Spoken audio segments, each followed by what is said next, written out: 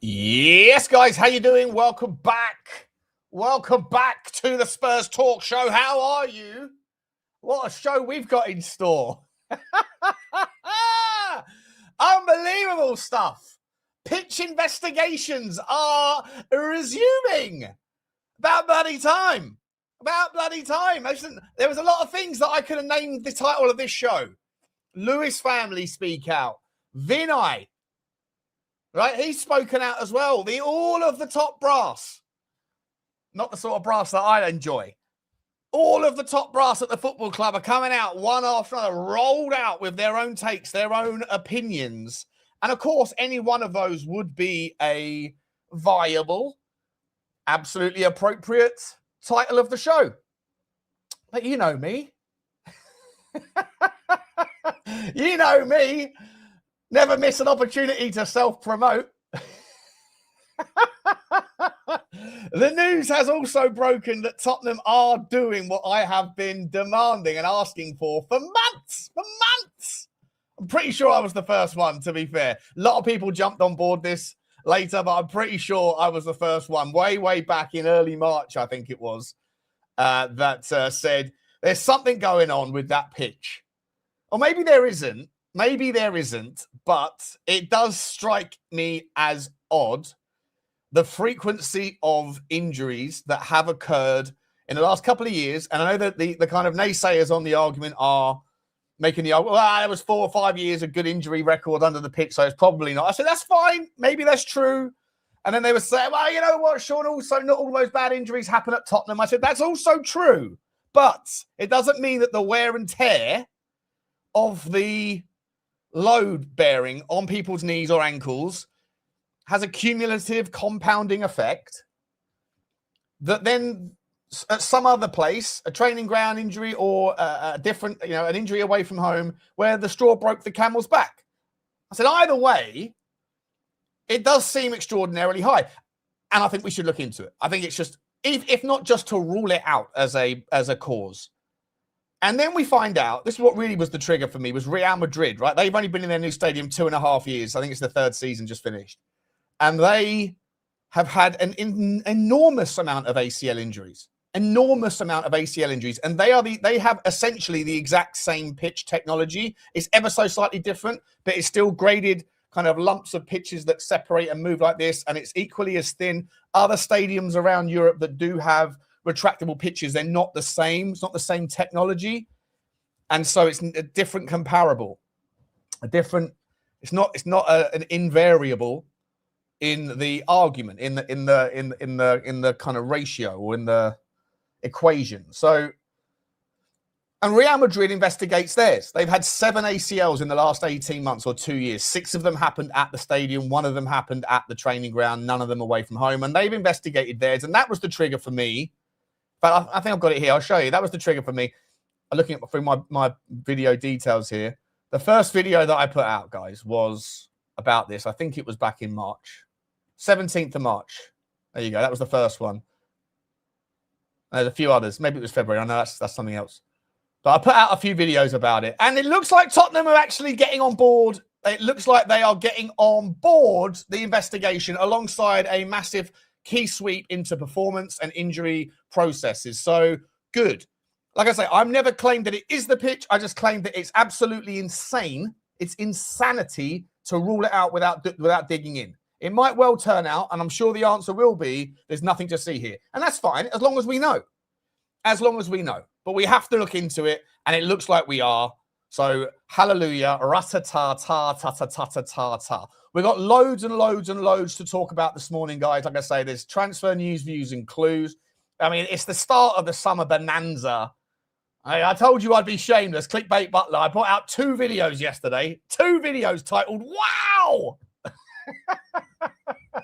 Wow! Langer on the brink was one of them. And the other one, wow! Savinio back-linked again? And I'll be honest, we're going to talk about all that as well, because I don't know necessarily if Savinio is that much better than what we have. Certainly the jury's out on him. And, output, input factors. It's incredible how people will will move the needle, will move the goalposts around how seriously they take the data sets to support or dismiss their argument or the argument of others. Because I remember people telling me earlier on in the season, Mathys Tel's output is absolutely dog shit. Look at the GA. Look at the GA. Look at the GA. 28 games played, 2 goals scored. It's terrible. And I remember going, hang on a minute. This was at the end of the Thomas Frank era. I was like, hang on a minute. Let's run it on a per 90 basis. Let's run it on a per 90 basis because the geezer's getting 5 minutes at the end of games. It's not really a fair subset, a fair stat set. And on a per 90 basis, he was scoring a goal or an assist every other game. I was like, well, when you put it that way, it actually looks a lot better. Now, his stats are better than Savinho's, better than a hell of a lot of wingers that people would tell me Mathys Tel pales in the shadow. He's a shadow-like man compared to that guy, including someone like Savinho. And all of a sudden, GA doesn't matter anymore. GA is not the only way to analyze a player. No, what you really mean is I will use goals and assists if it suits my argument, and I will dismiss them if it doesn't. This ain't my first rodeo. This ain't my first rodeo. Okay? What are we doing here? Agenda's got to agend. I have to agend, Kate. Good to see you. Good to see you. Let's say hello to some people. An unbelievable generosity. Let me just do a super chat first and foremost. Sanilla32. Unbelievable, mate. So thank you so much, mate. It's great to see you. He says, oh my God, Lord Butler should never be doubted again. I ain't kidding. It is all kicking off, though. Gold's column last night, 100%. We got that to go through. Vinay's BBC interview posted this morning. A letter from the Lewis family this morning. I feel that the Lewis family will only sell post the 2028 Euros. Yeah, but the problem is, Sanilla, is that I'm pretty sure that they have shelved, in fact, I'm certain they have. They've shelved all of the work on the hotel. And so if you're saying that the 28 Euros, that the reason why they would sell and after that is because they want Tottenham Hotspur Stadium to be a part of that, I'm pretty sure, although I'm not 100% sure, that the only way that Tottenham Hotspur Stadium gets to participate is if there's a hotel, which I do find a little bit odd. It's a bit of a weird prerequisite, isn't it? It seems like jobs for the boys, to be honest. Like UEFA is saying, is it UEFA or FIFA? Who would it be? I guess it would be FIFA World Cup, UEFA Euros. No, I guess it's whatever. Whoever it is that's controlling the Euros. It's kind of like we're only going to pick a hotel if we're only going to pick a stadium if it has a hotel, and that hotel needs to be filled with us, right? We want a nice little jaunt, a jolly. We don't want to have to stay in the travel lodge on the high road. We don't want to stay in the Premier Inn down Edmonton way. No. You want us to come and play England or Wales or whoever gets a game at Tottenham Hotspur Stadium. That's fine, but you better have that 6-star bloody luxury hotel in place, and it better be free for us. It does seem a little bit weird, doesn't it? Ugh. Room temperature. There was ice in there half an hour ago. It's all gone, and now it's back to room temperature. Ratatata. Sunila, thank you so much, mate, for the very, very generous super chat to get the show off and running like an unbelievable rocket. Very, very generous of you, mate. And listen, I'll never forget the fact that on my birthday, I've never met you before, but you offered me tickets to your premium thing, mate. So nice, mate. You're such a nice guy. Appreciate you, buddy. Appreciate you very much. Very, very cool. Thank you for the donation on this show you did the other night. Well, on the Spurs 5, I know you couldn't even stay to watch the show, but you still put in an absolute monster in there as well. You're very, very generous, man. You don't need to be. Mate, but it's very much appreciated. Sean Hull, big up to you, Shawnee. How are you, mate? He says, corporate BS or PR blitz. My money is on the latter. Yeah, it's definitely a PR blitz, isn't it? Definitely a PR blitz. Every single one of them's gone, shit. Have they come out with a statement? Oh my God, where's my PA? Have you written up a statement yet? He's done it. They've done it. I've got to do it quick. It's my job. Get ChatGPT on the go. Oh dear. Big up to you, Sean. Yeah, it's definitely an all-round blitz at the moment. Actually, the former, he says. He's gone back to the PR blitz. Yeah. I mean, it's definitely. They all feel like they need to come out and explain themselves. Some of them are coming from the defensive mindset. Some of them are coming on the attacking mindset. Some of them are coming on the blame the previous version of ourselves, which is essentially the same thing mindset. There's a hell of a lot of finger pointing. we'll read the statements anyway. We'll read the statements and the interviews. Big up to you, Shawnee. And NSG, big up to NSG from Denmark. Big up to you. He says, Vinay saying our world-class training pitch feels like a 5-star hotel is very refreshing, but also hilarious after the years of clubs and journos hyping it.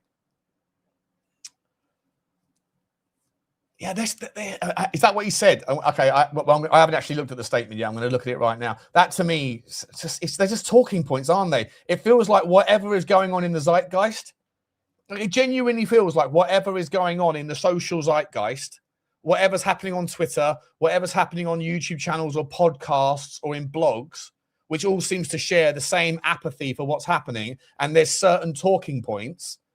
It feels like those talking points are being...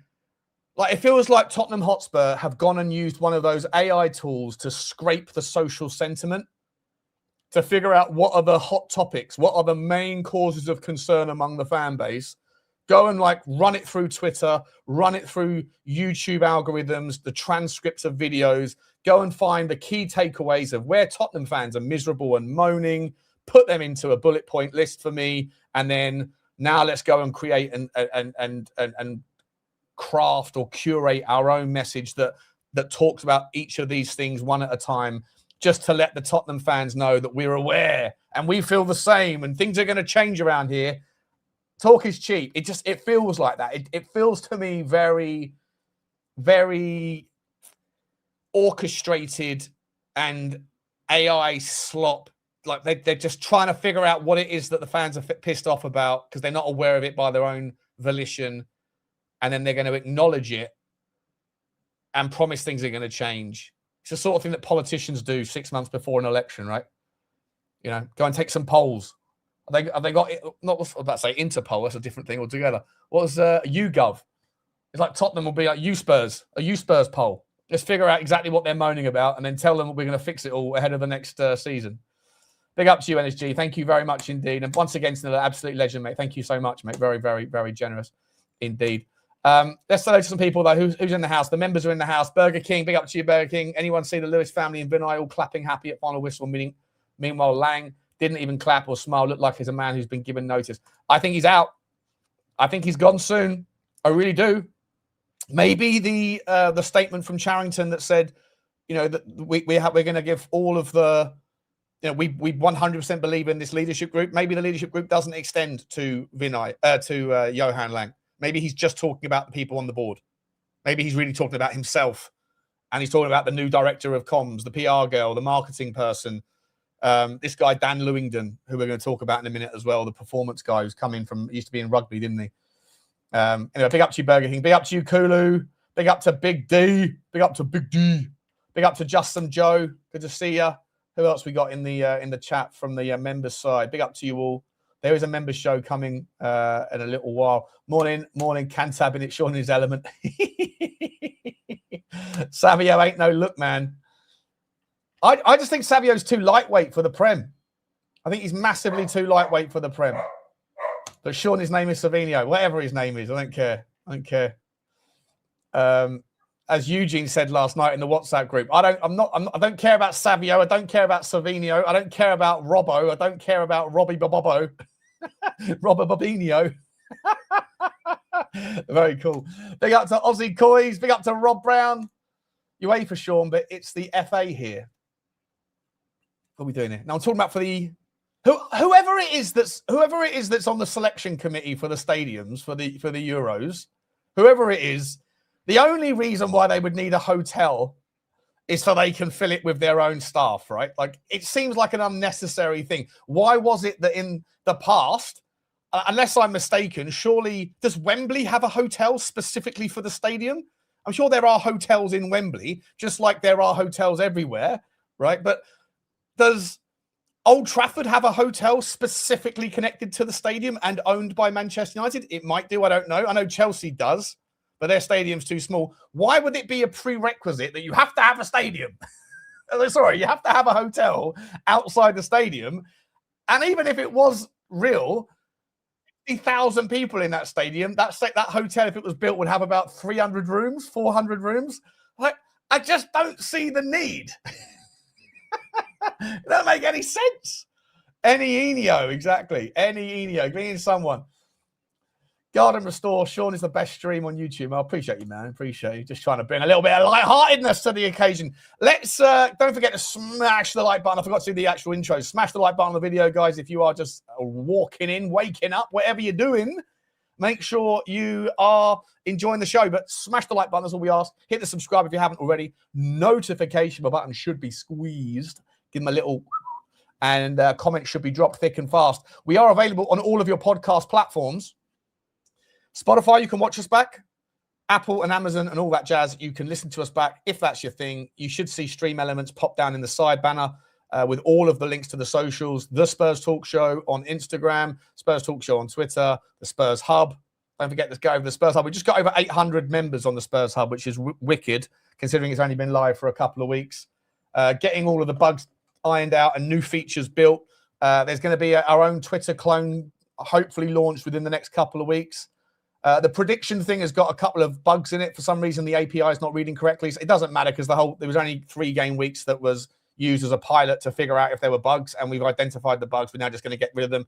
But that's going to be ready to go for the World Cup predicciones, and obviously next season's predicciones as well starts in August. So everything will be awesome for that. Get over to the Spurs Hub, give it a little rubber dub. Free to join. Always going to be free. There will be at some point in the future paid memberships that will give you access to more features or whatever else. But it's going to have its own, it already has its own WhatsApp group, like its own literal chat thing where everyone could just chat to each other without giving away your telephone number, which is cool. There'll be future private rooms where you can invite people in that are just for yourself, etc. It's going to be a cool place. It's got all of your YouTube video, every YouTuber. I think there's only 1 or 2 that I haven't put in there because they didn't want to be in there. But everybody else is in. And if you're a YouTube channel and you're smaller, chances are you're going to get found quicker by people if they join the Spurs Hub. So I'd encourage those guys to promote the Spurs Hub as well. It helps everybody be found. It's a 360 win-win. We are also sponsored by OK Jersey. Code Sean15, SEAN15 at checkout gets you 15% off. It's the best of all of the OK Jersey discounts. Code Sean15. So make sure you get over there and subscribe to them. Not subscribe to them. Get yourself something tasty. Oh, so horrible. That is disgusting. But I'm going to plow on. I'm going to plow on. I'm going to plow through. All right, let's get into the hippie. No, the hippie is not in. I put him in initially. I put everybody in initially, right? Because I thought give everyone enough rope. You know, I can't be seen to be precious or picky. That's not really the point of it. Level playing field for everyone means a level playing field for everybody. But I also knew that there'd be some people that would react certain ways because they're just idiots who don't have a clue what they're doing and they cut their nose to spite their face, and he's clearly one of them. So yeah, he got removed pretty quickly because he didn't want to be in it. Control-based delete. Big up to you, my man's become a new member. I think you're a new member, aren't you? You've been a member before, buddy. Good to see you, mate. We'll get you on the Spurs Fan Show. Looking forward to seeing you on the Spurs Fan Show. I'm going to do that. Is it today? I'm doing that tonight, this afternoon, or tomorrow? I think it's today. I think it's today, this evening. So look forward to that.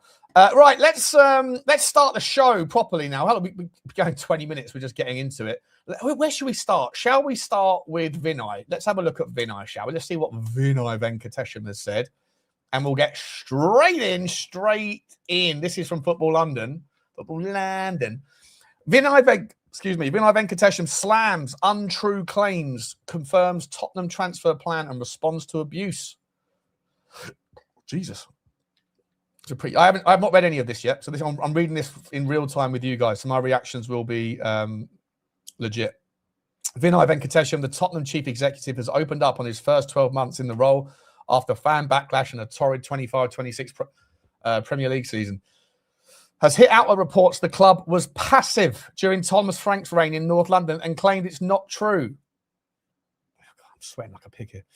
Spurs decided to sack Frank in mid-Feb following a 2-1 home defeat to Newcastle United as the club dropped closer to the Premier League relegation zone before Frank's departure. Spurs had gone on a woeful run of just 1 win in 11 top-flight matches dating back to December. Let me just change that around a little bit, make it a little bit bigger for the clip afterwards. Always got to be thinking about the clip. Many Tottenham supporters felt the club waited too long to axe Frank. They did, and thought a decision should have come much sooner. It should have. given results and performances have been below par for some time. They were. But Venkatesham and the Spurs board believed a change needed to happen after the Newcastle loss, with former Juventus man Igor Tudor appointed as his replacement on a short-term contract. Now in an interview with the BBC, Venkatesham has fired back. Let's get to the actual thing, shall we? Where are we? Venkatesham has accepted that a fourth bottom finish isn't good enough. Well done. And admitted he understands the frustration from supporters after attracting increasing anger from irate sections of the fan base. I understand the frustration around supporters, ex-Arsenal chief Venkatesham said. I think, love the way that he's written that with a little dig there. I think Tottenham supporters have been frustrated for some time. This is 2 17th place finishes in a row. See the way it's like, it's not just me. Immediately. Listen, I get it, right? I get it as a human being that you are going to naturally want to defend yourself, because if you're not going to defend yourself, no one else is going to defend you for you. So I get it. And I also get that people naturally don't view their own performance objectively. They're going to find their own rationales, their own excuses, their own explanations, and their own justifications for why it's not as bad as you think it is, boss, right? It's not as bad as my customer says it is, whatever, right? Like, everyone does that. That's just life. It's human. It's the human condition. It's the psyche, right? You're always going to view your own performance with a bias and a positivity bias. You are. It's hypocrisy, you know, hold yourself to the same standards as you hold other people. I think but my point being is that you also need to read the room, and you can see the layering. It's in the very first sentence of and I'm reading this in real time with you. The very first sentence out of this guy's mouth from this interview. I understand the frustration around supporters, right? So I'm not ignoring it. I'm not entirely defensive. However, the very next line begins it didn't just start under me. Right? So, and I get there's truth to that. There is truth to it. But he's come out and said in the FAB minutes, he came out and Charrington came out and made a bunch of excuses around there was insufficient expertise. You know, basically this all started before I got here. But you've been here a year, bro. You've been here a year, more than a year now. I think you were first brought in March or April was when you were announced, and I think you joined in June. But I would imagine you were doing some gardening leave work as well. So around a year. Nothing really fundamentally has changed. You haven't really filled any sufficient void in the insufficient expertise in the things that Tottenham fans care about. We don't care about PR. We don't care about marketing. None of us give a shit about how well you market a Beyonce concert. And to be entirely honest, like, you've always left that sort of side of the game has always left a lot to be desired, given how shit the footballing side is. And you still don't miss a trick. After we lose 4-0 or whatever to Arsenal, 4-1 to Arsenal, the very next day you put out some special offer on some merchandise or some tickets to some concert somewhere. You misread the room. So, and that has continued, if not got worse, since you brought in the marketing guy, whoever it is, and the communications person. So, like, let's not pretend like just because it started before you that you have done anything about it, because you haven't. But we can already see the defensiveness baked in here. I think Tottenham supporters have been frustrated for some time. This is 2 17th place finishes in a row. It's clearly not good enough. I think that is rational, normal, sensible, and is what we would expect from supporters. The club had some serious challenges that it needed to address on the football side. We know what those are. We are addressing them. We are fixing them. Those challenges have not disappeared overnight. 100% they haven't disappeared. They haven't in any way, shape, or form improved. Like, not in a year. In a year they've got worse, bro. Again, and there's absolute truth to the fact that there were problems before. And I'm not going to sit here and pretend like Daniel Levy ran a perfect ship. He absolutely didn't. He had far too many eyes on far too many prizes at once. He was a bottleneck. His inability to let his hands off the steering, off the reins, meant that everything had to go through him. How can you possibly allocate sufficient time to any one meeting when you have to be in 300 meetings a day? That's probably why some of his negotiation style was as brutally zero-sum as it appeared to be, because you just don't have the time to sit there and go back and forth. So it's easier to sit there and go, right, I've got 10 minutes. You want our player? 100 million quid. That's it. Take it or leave it. Come back to me when you're there. I've got to go and sign Tottenham's, official dog food supplier contract with Win-A-Lot or whatever. Be nice if it was Win-A-Lot, wouldn't it? Win a few, we should call it. Very good, Butler. That's off the cuff. We know that what those are. We are addressing them. We are fixing them. Those challenges have not disappeared overnight. They built up over many years. Here we go. Here we go again. See? I wish I could wave my magic wand and fix them overnight, but that is not possible. It's not overnight. You've had a year and you've done nothing. Come on now. It takes some time to fix those issues, sure. So I have complete confidence in what we're doing. Do you? Okay. How we're doing it. Do you? You have complete confidence in what you are doing. Really? I think it's delusional. It's like the person who goes to the gym, sits in the sauna for half an hour, and then because they've been to the gym, they think that they're confident enough in their effort to go and eat a burger. And then convince themselves that, well, I'll go to the gym. Just wait. It's my body. It's my gene pool. It doesn't support weight loss. It's not me. I have complete confidence in what we're doing. Jesus Christ. I don't think many other people do, bro. Read the room. With a huge summer ahead of Tottenham, as they look to improve on a dour campaign, the club is said to have held talks with Borussia Dortmund's departed sporting director, Sebastian Kehl. As well as this, Venkatesham has confirmed that the club have raised their wage bill in hoping of attracting the best players. The squad needs work and the squad hasn't got the right balance, he continued. We need experience and leadership and also that kind of physical robustness to play in the most demanding league that exists. Physical robustness, 100%. That's not just about being healthy. It's about being strong, physically strong. I hate the fact that the league has gone in that direction, but it has. I'd love to, if we could go and sign a Joel Linton, someone like that, or someone who looks a bit like that, not him specifically. We need to strengthen the club over multiple transfer windows, but this transfer window in particular is going to be critical.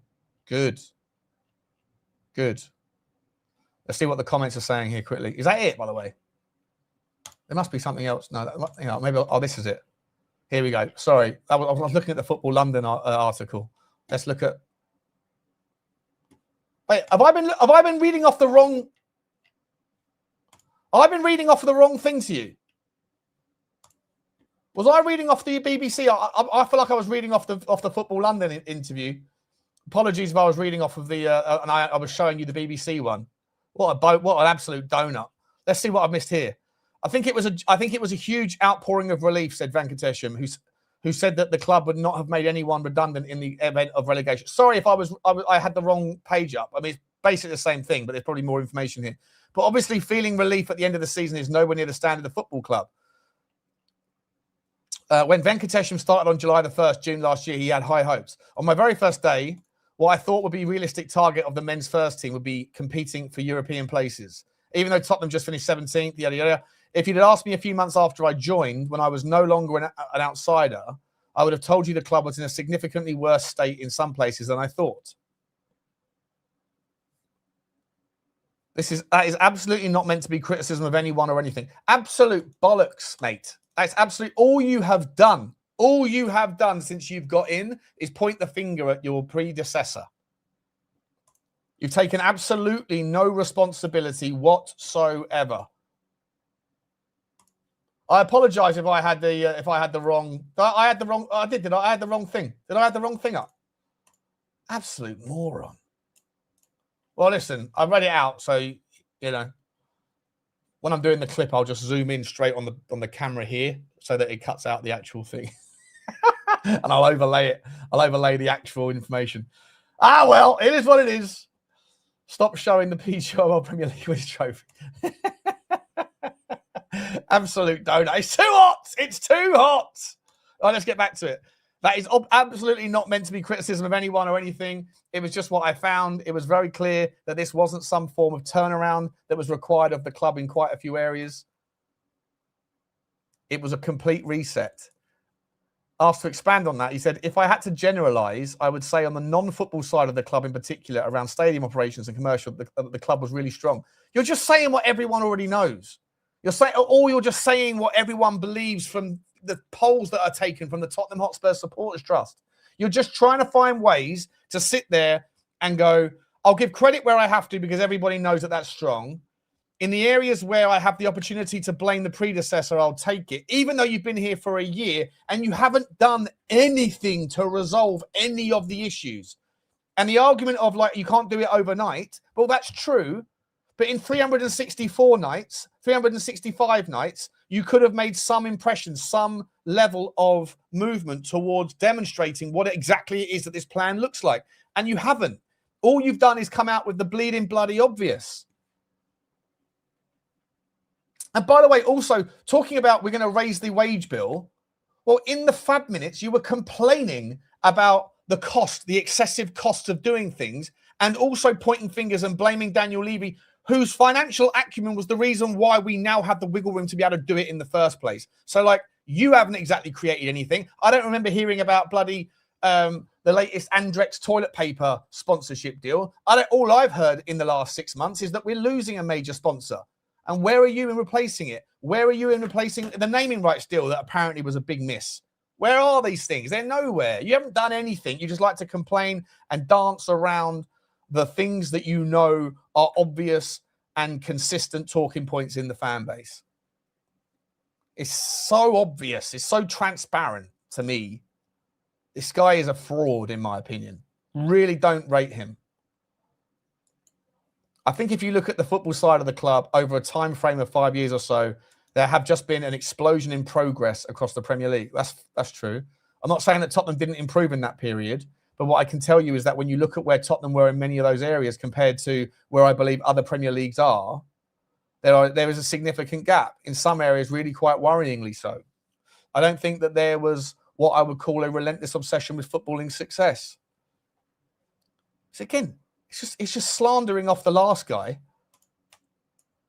Our training centre is amazing, one of the best, if not the best in the world. But when you look around it, it's more like a 5-star hotel than it does a performance environment. That will change over the summer.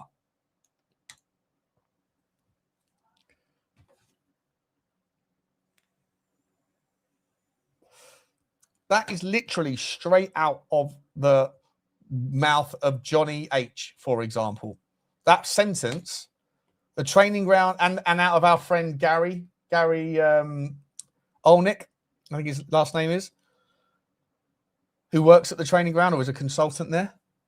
And loads of people. Gary Neville says all this stuff. These things are like, this is not a sentence that he has conducted himself. This is a sentence that has been clearly built and bought and found from the marketing person or the communications person that's come in with their bright idea of running an AI sweeper tool. I've done this a million times myself for the companies that I used to work for. 10 years ago, 15 years ago, there were tools that could do this. Now I'm sure they are very, very excelled in their excellence at using AI tech to essentially press a button and it will go and fly through the internet and then come back 20 minutes later and say, these are the typical standard talking points that you see consistently everywhere. 5-star hotel training ground. Okay, we'll put that into some speech. We'll make sure that we're aware of it and that's going to change. Fuck's sake. I think there are... So it's amazing, isn't it, by the way? When you look around, it looks more like a 5-star hotel. What exactly were you trying to build outside the bloody stadium?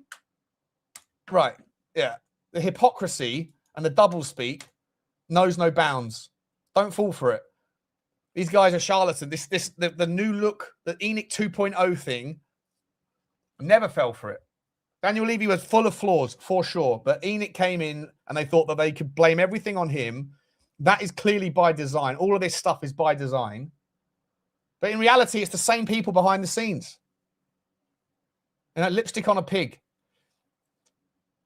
What else has he said? Indeed, Venkatesham and sporting director Johan Lang faced heavy criticism from fans for prolonging Frank's tenure. There's been plenty of coverage that the club was passive during this period, and it's absolutely not true. In weighing up Frank's future, Venkatesham saying the club considered results, the probability of the Dane turning their failing season around, concerns changing managers may create in the January transfer window. What, the January transfer window that we did nothing in anyway? Apart from bringing in Conor Gallagher, who wasn't someone that was an identified target in January. He was someone that Daniel Levy had tried to sign for the previous 2 summers. What are we doing here? The fixture calendar and concerns over entering the interim head coach market. Okay, so what he's saying is there's a concern that we just didn't do anything. It's not true. We were doing things. We were just busy making bad decisions. So again, it comes down to pick your poison. Would you rather be seen as incompetent? Or would you rather be seen as lazy and indifferent? And the accusation that we're lazy and indifferent during that crucial period isn't true. We were busy considering all of these things and we landed in every single department on the wrong answer. It's like before when I asked you guys before, what's worse, like an ownership and an ownership of a football club where the non-footballing people are able to overrule the footballing people and land on better decisions, or the fact that footballing people are coming to the wrong decisions by themselves when it comes to Johan Lang and Vinay being thick as thieves and trying to make sure that trying to convince each other that it was the right decision to keep Thomas Frank in a job. And getting to the point where Paratici felt like he was cop-blocked at every turn, so that he walked away to a place where he'd be listened to. What is worse? Is pick your poison. Incompetence or overruling in the eyes of the non-footballing people versus the footballing people. And in this situation, would you rather be seen as lazy and indifferent, or would you rather be seen as, no, we were working hard, just landing on the wrong outcomes? It's really poor either way, but he'd apparently rather sit there and have us believe that they're incompetent. That's fine. I'm happy to land on that as well. No worries. No worries. If that's where you want me to land, then we'll land there. In weighing up Frank's future, Venkatesham says the club considered results. The probability of the Dane turning... Oh, sorry, done that one. Venkatesham confirmed to BBC Sport Tottenham tried to entice De Zerbi, who was leaving Marseille, to become the club's full-time head coach after Frank was dismissed. The Italian, however, was originally unwilling to take the job mid-season, which led Spurs towards making the left-field appointment of Tudor, who left Spurs by mutual consent after just 7 games.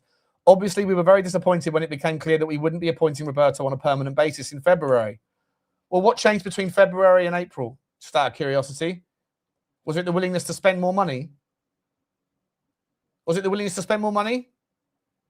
It clearly was, right? You went up. It's exactly the same thing with what happened with Conte. Right? We went to Conte in the summer. He said, hey, no, not this club. We bring in Nuno. Nuno actually started all right at Tottenham, but he was never going to be winning over any of the fans. As soon as it went wrong, we'll get rid of him. We'll go back to Conte and say, listen, whatever we offered you before, we'll double it or something similar. Okay, I come to Tottenham and you give me 3-year contract and I go crazy after 18 months, eh? Come on.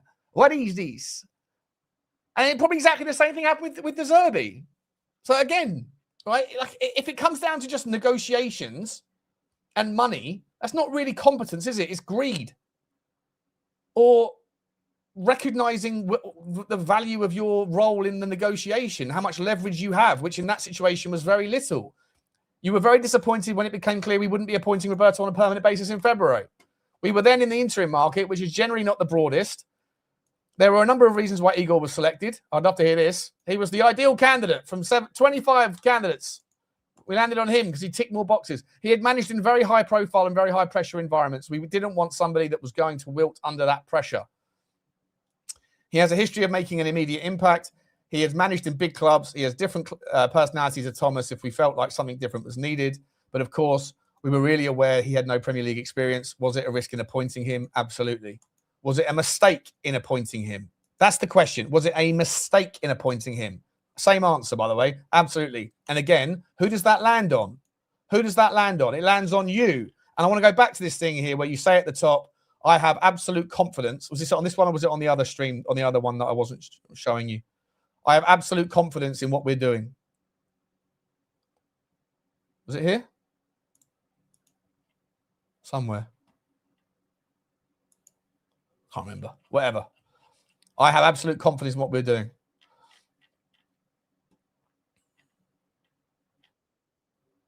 Where did I get to? Here we go.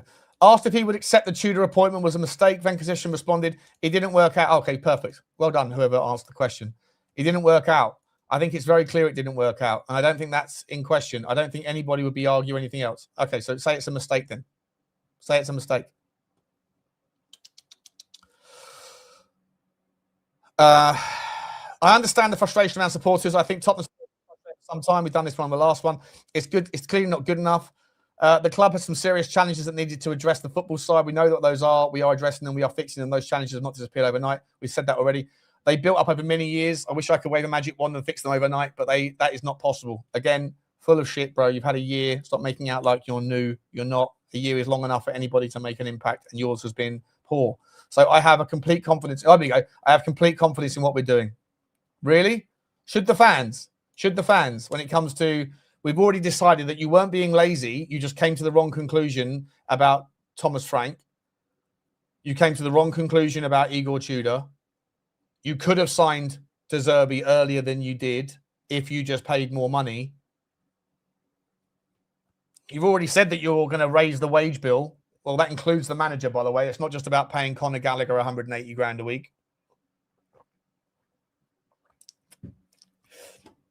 Just going to look back at the chat and make sure I haven't lost anything. There's 715 people here, by the way, guys. Smash the granny out of the like button. Where's Sean Hurl off to? I see Sean Hurl. You going somewhere, Sean? Good luck, apparently. Hope all goes well. Wherever you're off to, Shawnee, good luck. Let's carry on with the stream. I'm sorry, I'm off the screen looking at the article, so I can't see the chat right now. It's a game of opinions, and I have absolutely no problem with being criticised. I've got no problem with anyone in the game being criticised. It's just part of the job. The challenge in football is that the criticism frequently goes way past the line for players, referees, executives. Oh. Oh, no problem. Yeah, no problem. But don't say that. That's not nice. You're in charge of people's passion. You are in charge of the outcomes of people's passions. Okay? Football is football. Don't like it? Go and become an accountant somewhere else. You've got in the game. Don't start putting don't dictate where the line is, bro. Speak to those behind the scenes at Tottenham. They will tell you that De Zerbi's impact has been profound. Not only in picking up 11 points from 7 games, I think he has made an extraordinary impact so far. We have to recognise that it's early days, and we also need to recognise that he's come into a very specific situation. It's hard to underestimate the scale of the challenge he walked into, and it's hard to describe what a significant impact he has had. I think he's an excellent coach, and we think that he plays the style of football that our supporters and the broader football public want to see. Correct? De Zerbi is expected to have full involvement in the club's recruitment this summer. Tottenham have held talks with Borussia Dortmund's departed sporting director Sebastian Kell, while Venkatesham confirmed the club have raised their wage ceiling in the hope of attracting top-quality players. We need experience and leadership, and also that kind of physical robustness. We've done this bit, haven't we? We need to strengthen the club over multiple transfer windows. But this transfer window in particular is going to be critical. Well, we shall see what happens there. We shall see what happens. Right, let me come back to the chat. Again, I apologise for reading off of the wrong article, but they both covered the same thing. Let's have a look at the chat. Let's check in with the Chidley Chit Chat, see what's going on. There's a couple of super Chidley Chit Chats as well. Mark Woodler has become a new member of the show. Big up to you, Mark. I appreciate you, mate. Welcome to the team. Welcome to the community. Big up to you. Big up to Aussie Coys as well, new member. Big up to you, buddy. Thank you very much indeed for your support. See you soon on Fan Show. Back-to-back relegation champions. We're doing well, says Spursy across the pond.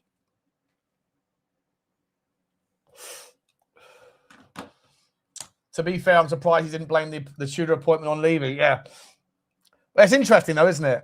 It's interesting. He wouldn't call it a mistake. He wouldn't call it a mistake. He was pushed by the BBC interviewer. Good, doing his job. And then he kind of acknowledged that it wasn't a success. Look at that. I need to shave that bit of hair there. It's higher on one side than it is on the other. Disgusting. Oh, he's upgraded his membership. He's an upgrade. Well, mate, he's gone from the puppy to the pony on that basis. Then I haven't done this for ages. Let me see if I've still got it. He's a pony. He's his first talk show pony. Love to see it. Big up to you. Big up to you, my man. Where's Johan Flange in all of this? Well, we don't know, do we? Your blinkers for Levy are unreal. No blinkers. This is the thing. This is the people that listen to me and they don't hear. You're not hearing what I'm saying, Bamboozle, at all, bro. I'm saying Daniel Levy failed in many, many aspects. He did. But the new guy comes in and wants to point the finger at the old guy, and nothing else meaningful has changed. You've had a year, right? You've had a year. Anyone that's got a problem with Daniel Levy, absolutely fine. But people don't want to take the cloth out of your ears and listen to what I'm saying, because there's no blinkers for Daniel Levy. I don't care about Daniel Levy. He's gone. Absolutely gone. I just think people that hate Daniel Levy have a massively unbalanced perspective. They don't give him credit. They allocate fortune. They allocate luck in all of the areas where we succeeded and they allocate incompetence to all of the areas where we failed in 25 years. It's massively out of balance. Anybody that's got a normal, logical, kind of balanced mindset can see that. And I get it. It's a passion topic. It's a passion project for people to bash people. I get it. I get it. But don't misrepresent my stance, mate, because that's not how I feel. I need to just run downstairs for 30 seconds. I've got busting for a wee. And when I come back, guys, we are going to look through the Lewis family statement. I'll make sure I've got the right statement on the screen here, because this one will be interesting, won't it? I'll be back in literally 10 seconds, guys. Give me 30 seconds. One sec.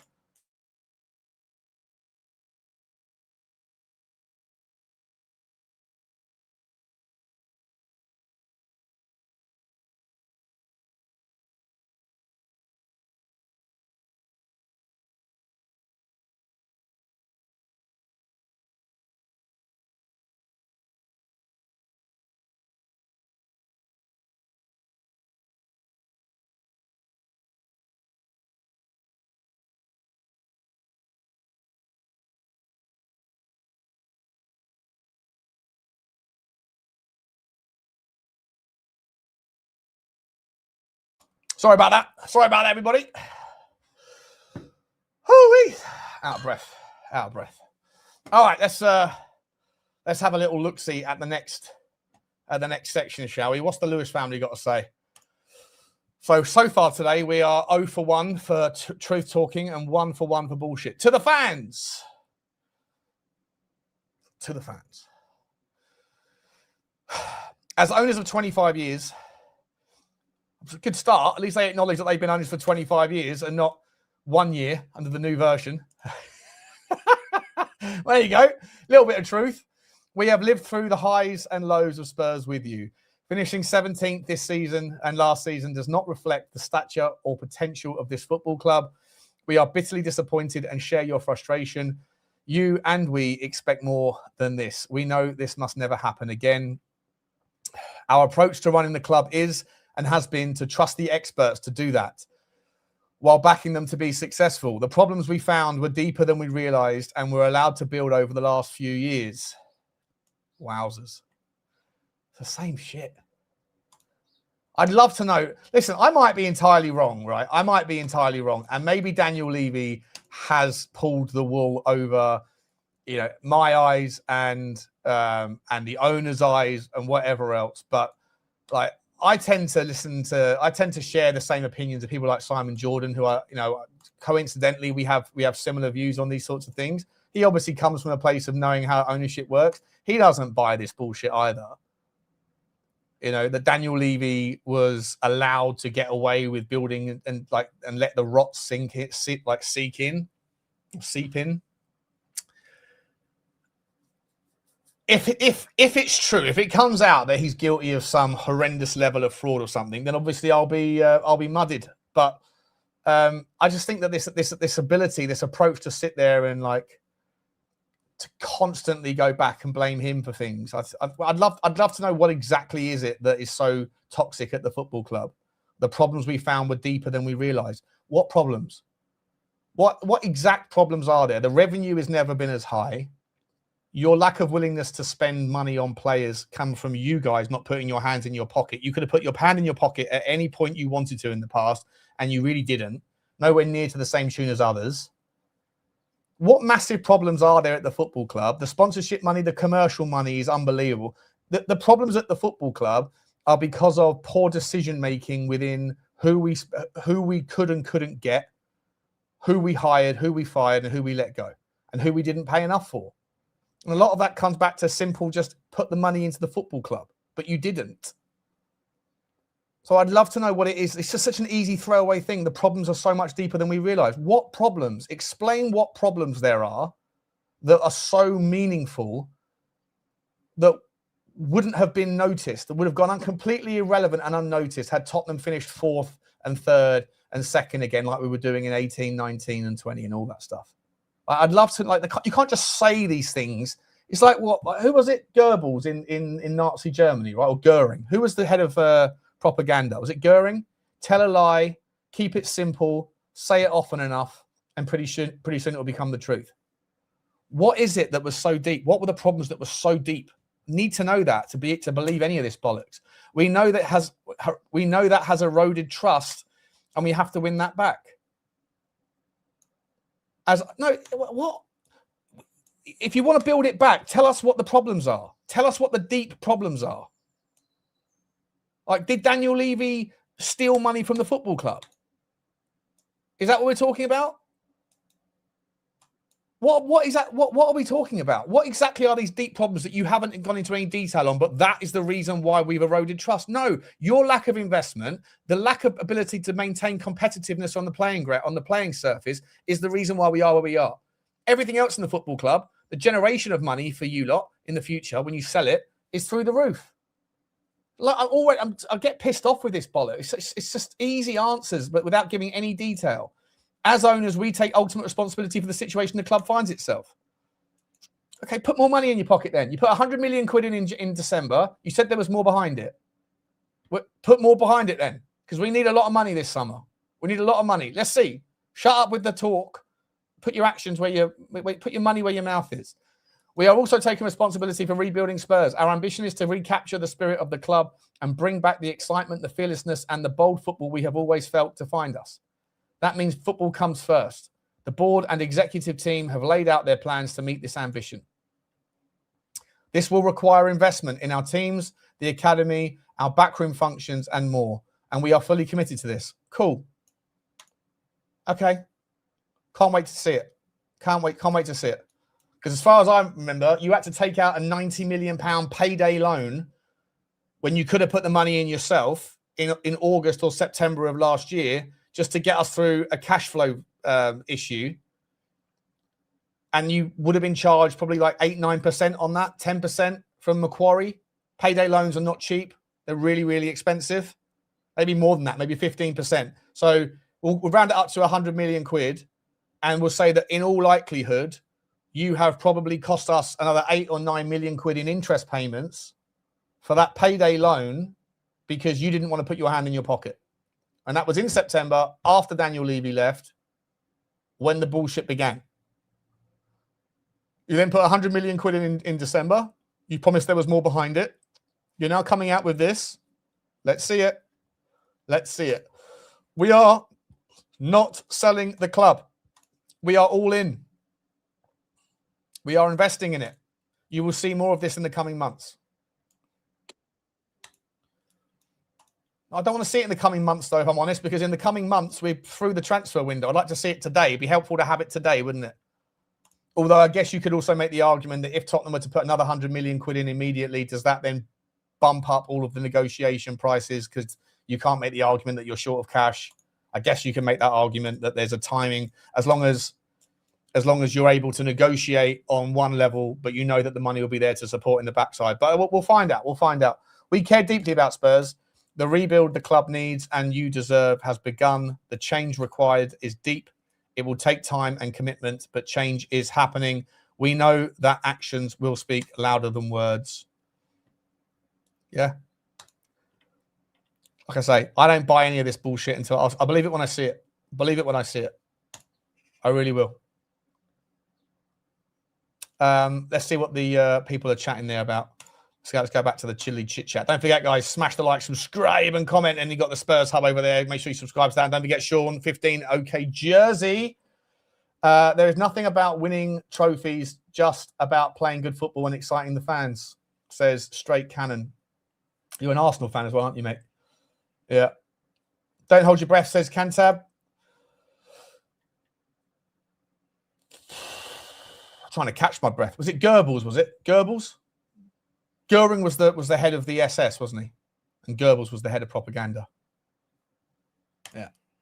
Something tells me that the financial structure of the stadium finances could be the problem. Did Levy negotiate poor terms? That the only thing that could be the issue? No, not 80% of our like $800 million loan is like 2% interest. It's incredible. Like compared to like where the market is today. You know, Chelsea need to either rebuild Stamford Bridge or move to Earl's Court. If they had to take out $1 billion loan It'll probably be more expensive to build that stadium, especially in the complexity around Chelsea and in Earls Court. But if they were to take out, it would cost them probably 1.5 billion, maybe more, to build the stadium. And with the interest rates and what you'd get, it'd be very prohibitive, right? If you're getting the market's scheduled to put interest rates up.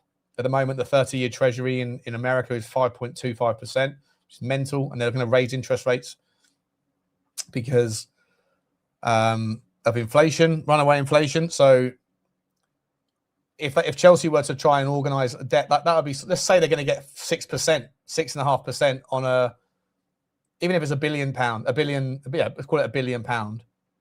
That is 65 million quid a year in interest alone. It's a lot of money. It's a lot of money. Manchester United, similar sorts of things, right? They're going to need to, and Newcastle United, similar sorts of things as well. So it's very interesting.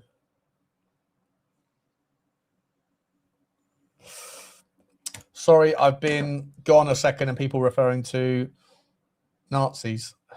Yeah, I was just talking about who the head of propaganda was. Tell a lie, keep it simple, say it often enough, and people believe it is the truth. Connor's here. Sean, we said similar in the CFT statement in response. Oh, you've done your statement, have you? So I'll go and get it up. It's fine to pick out the issues from the past and not wrong, but where's the accountability for what was for what was happening under them?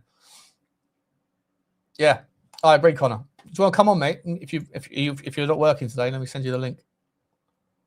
Where are you? Send it on. If you can, more than welcome. But yeah, look, in other news, stop kissing your lips. I've got dry lips, mate, that's all. No, of all the things to call someone out for, how dare you?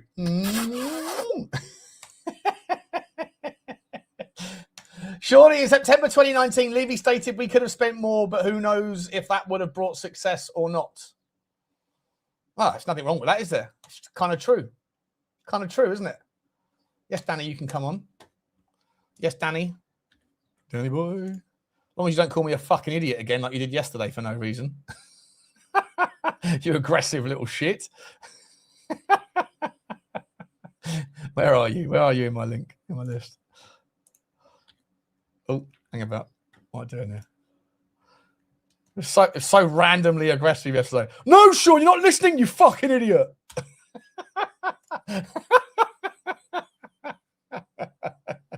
Dear. Anyway. Yeah, look, Hugo wants to come on, does he? Oh, bloody hell, Hugo. Let me find. I might as well just put the fucking link in the chat. There you go. He wants to come on. Did I do it already? It's already there. It's already in the chat.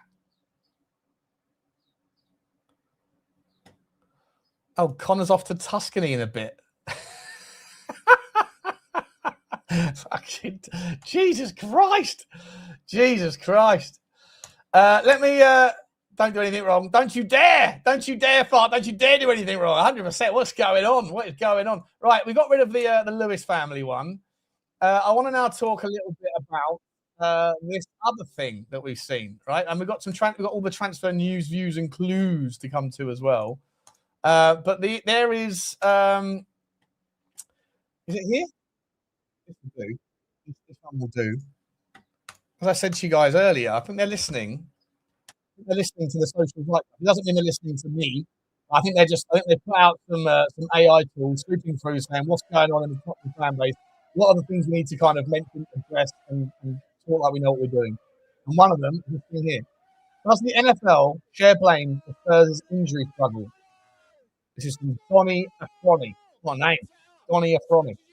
Retractable pitch forms part of a major fitness review as £1 billion stadium hosts American football pitches. This is from goal.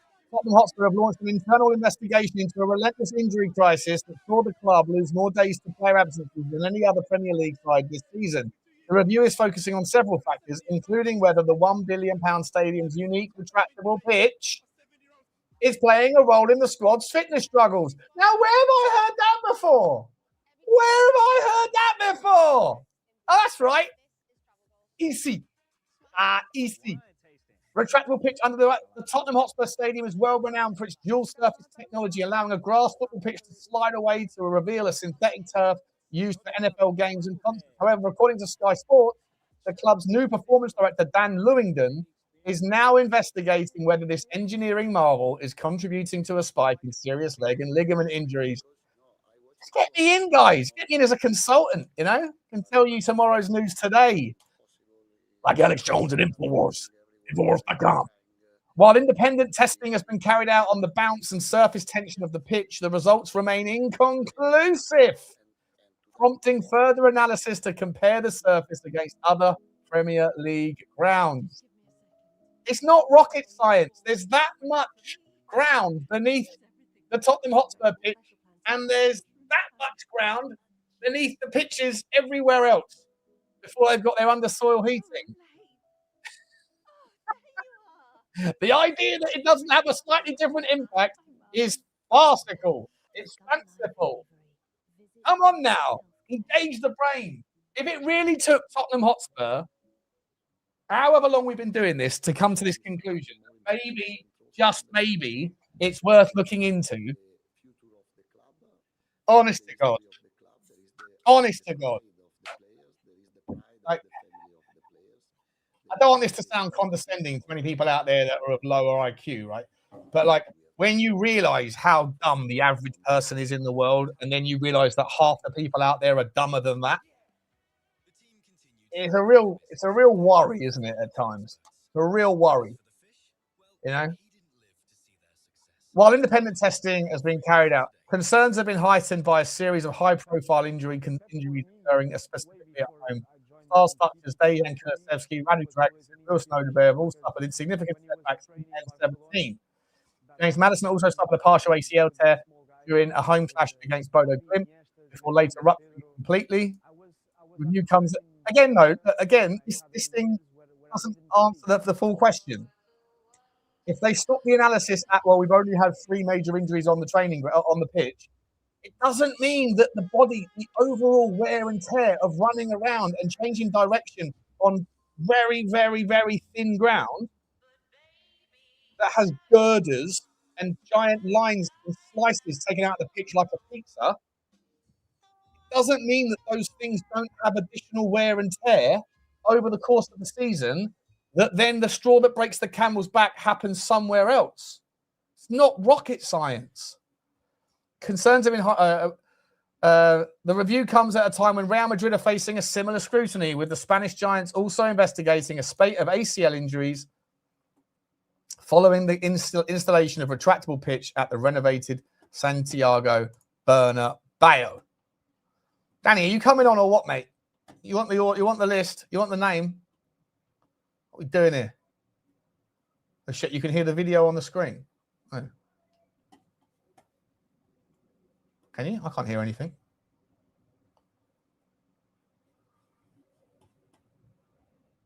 Can you hear me?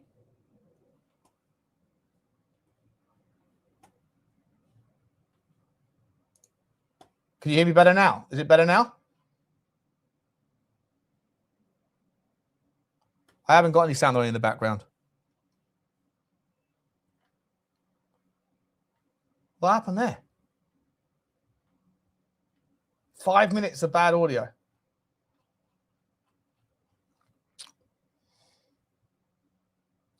It's the same. The audio's good or it's bad? Fuck's sake. It's one of those streams, isn't it? One of those streams. One of those streams. My Twitter, I haven't got anything playing. There's nothing playing. What are we doing here?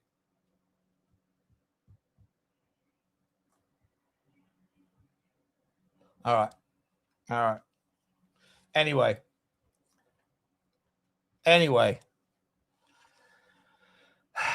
This would never happen on We Are Tottenham TV.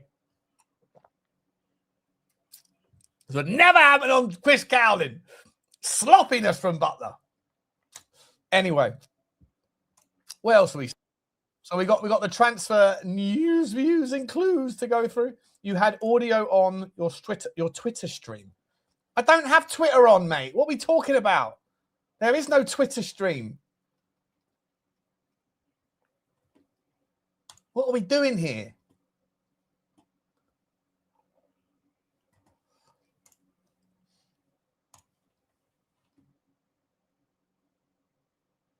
Sloppy Butler sounds like your uni name. The little lad on the article was playing, was it? Oh, why couldn't I hear it, though? That's weird. I couldn't hear it myself. All right, well, it is what it is. It is what it is.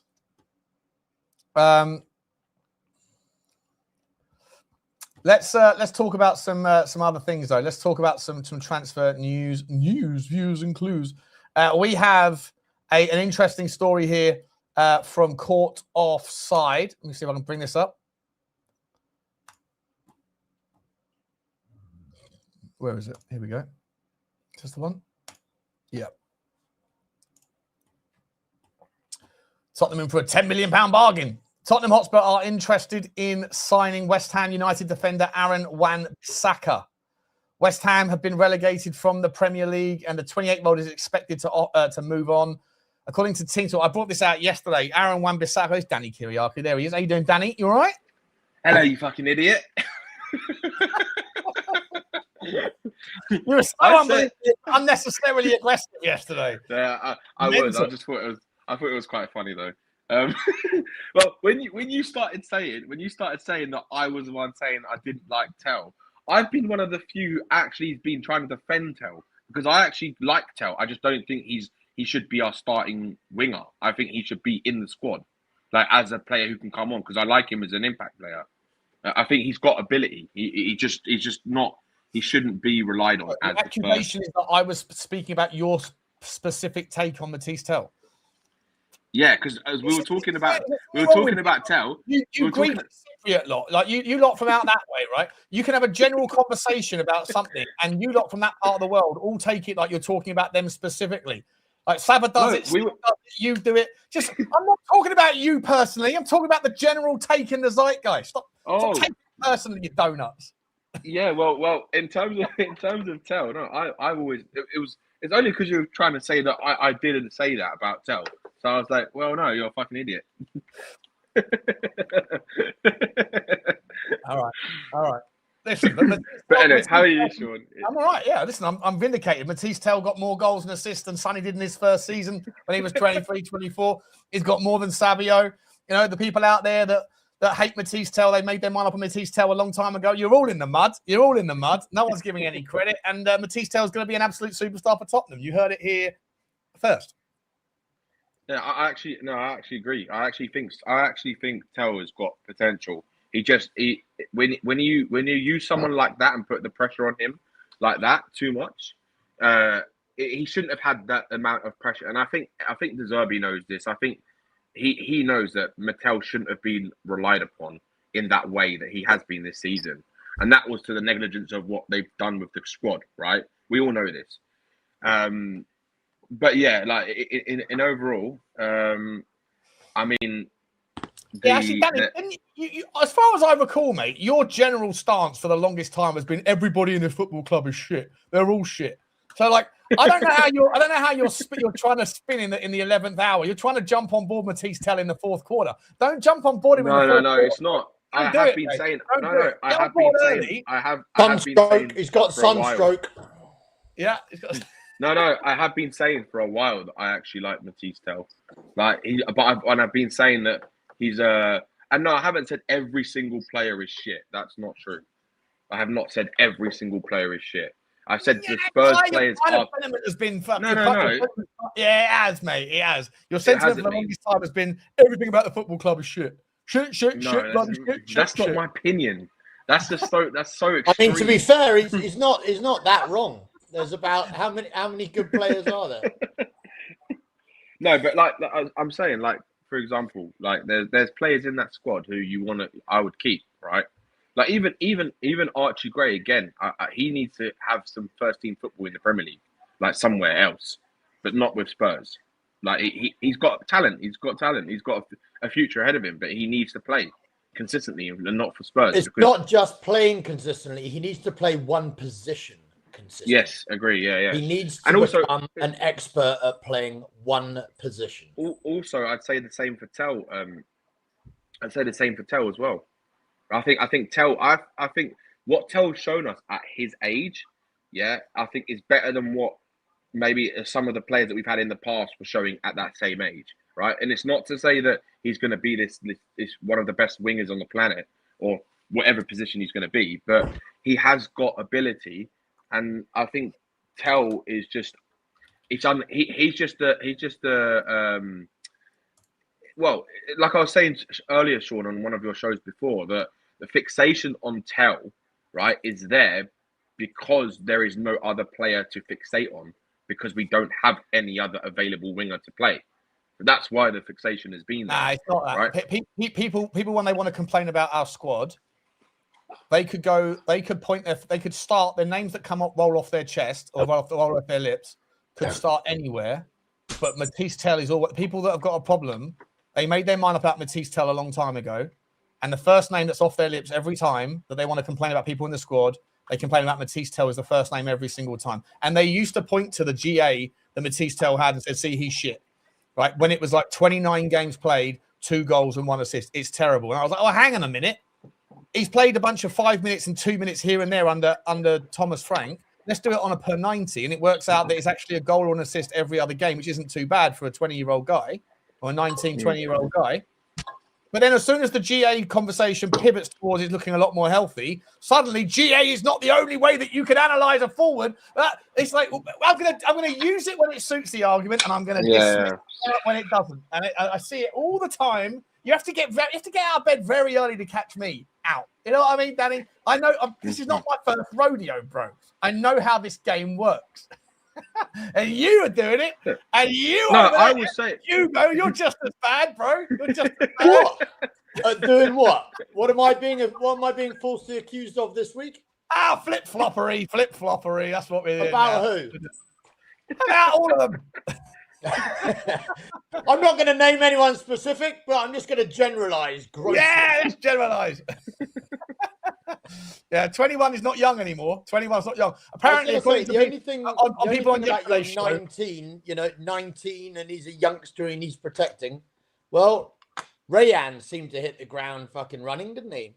Yeah, he's 19.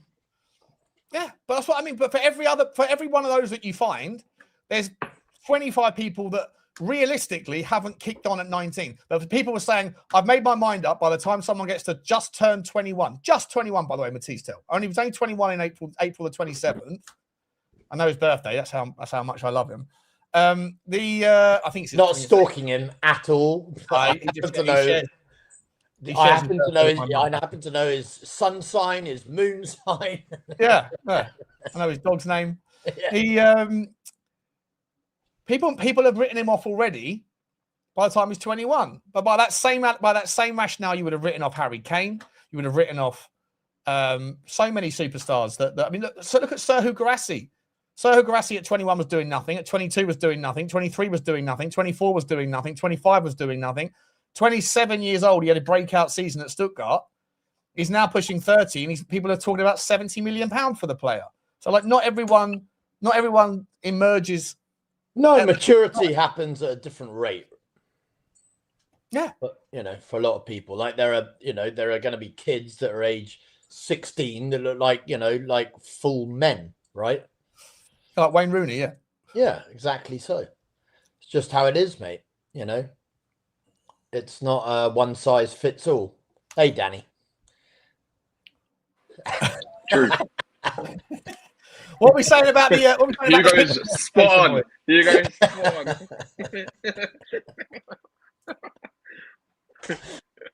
What are we doing about the pitch invasion? Are we the pitch investigation rather? Are we pitch invasion? There should be a pitch invasion. Well, the fact that it was basically came off the back of the Real Madrid thing isn't a surprise, right? If that hadn't happened, they'd have kept Stum.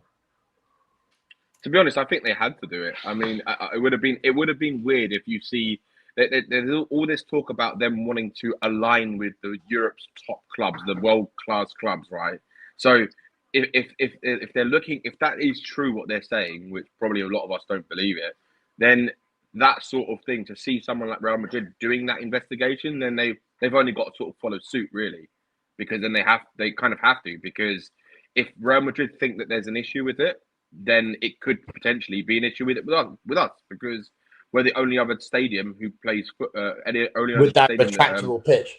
With that I read retractable yesterday pitch, as well that apparently part of De Zerbi's, when he was coming in, part of his, his T's and C's were that he wanted a full investigation into the injuries and the rationale behind it. This is what I read yesterday. I can't remember for the life of me what publication it was in, but he demanded that there was a full investigation because it was just, he thought it was completely, abnormal for there to be quite such a high number of injuries. And, in line with, especially ACL injuries, in line with the Real Madrid injuries. Just quickly, for those people that someone in the chat said Iliman Ndiaye has smashed Mathys Tel. Iliman Ndiaye has 6 goals and 3 assists in all competitions over 2,800 minutes, 309 minutes per GA.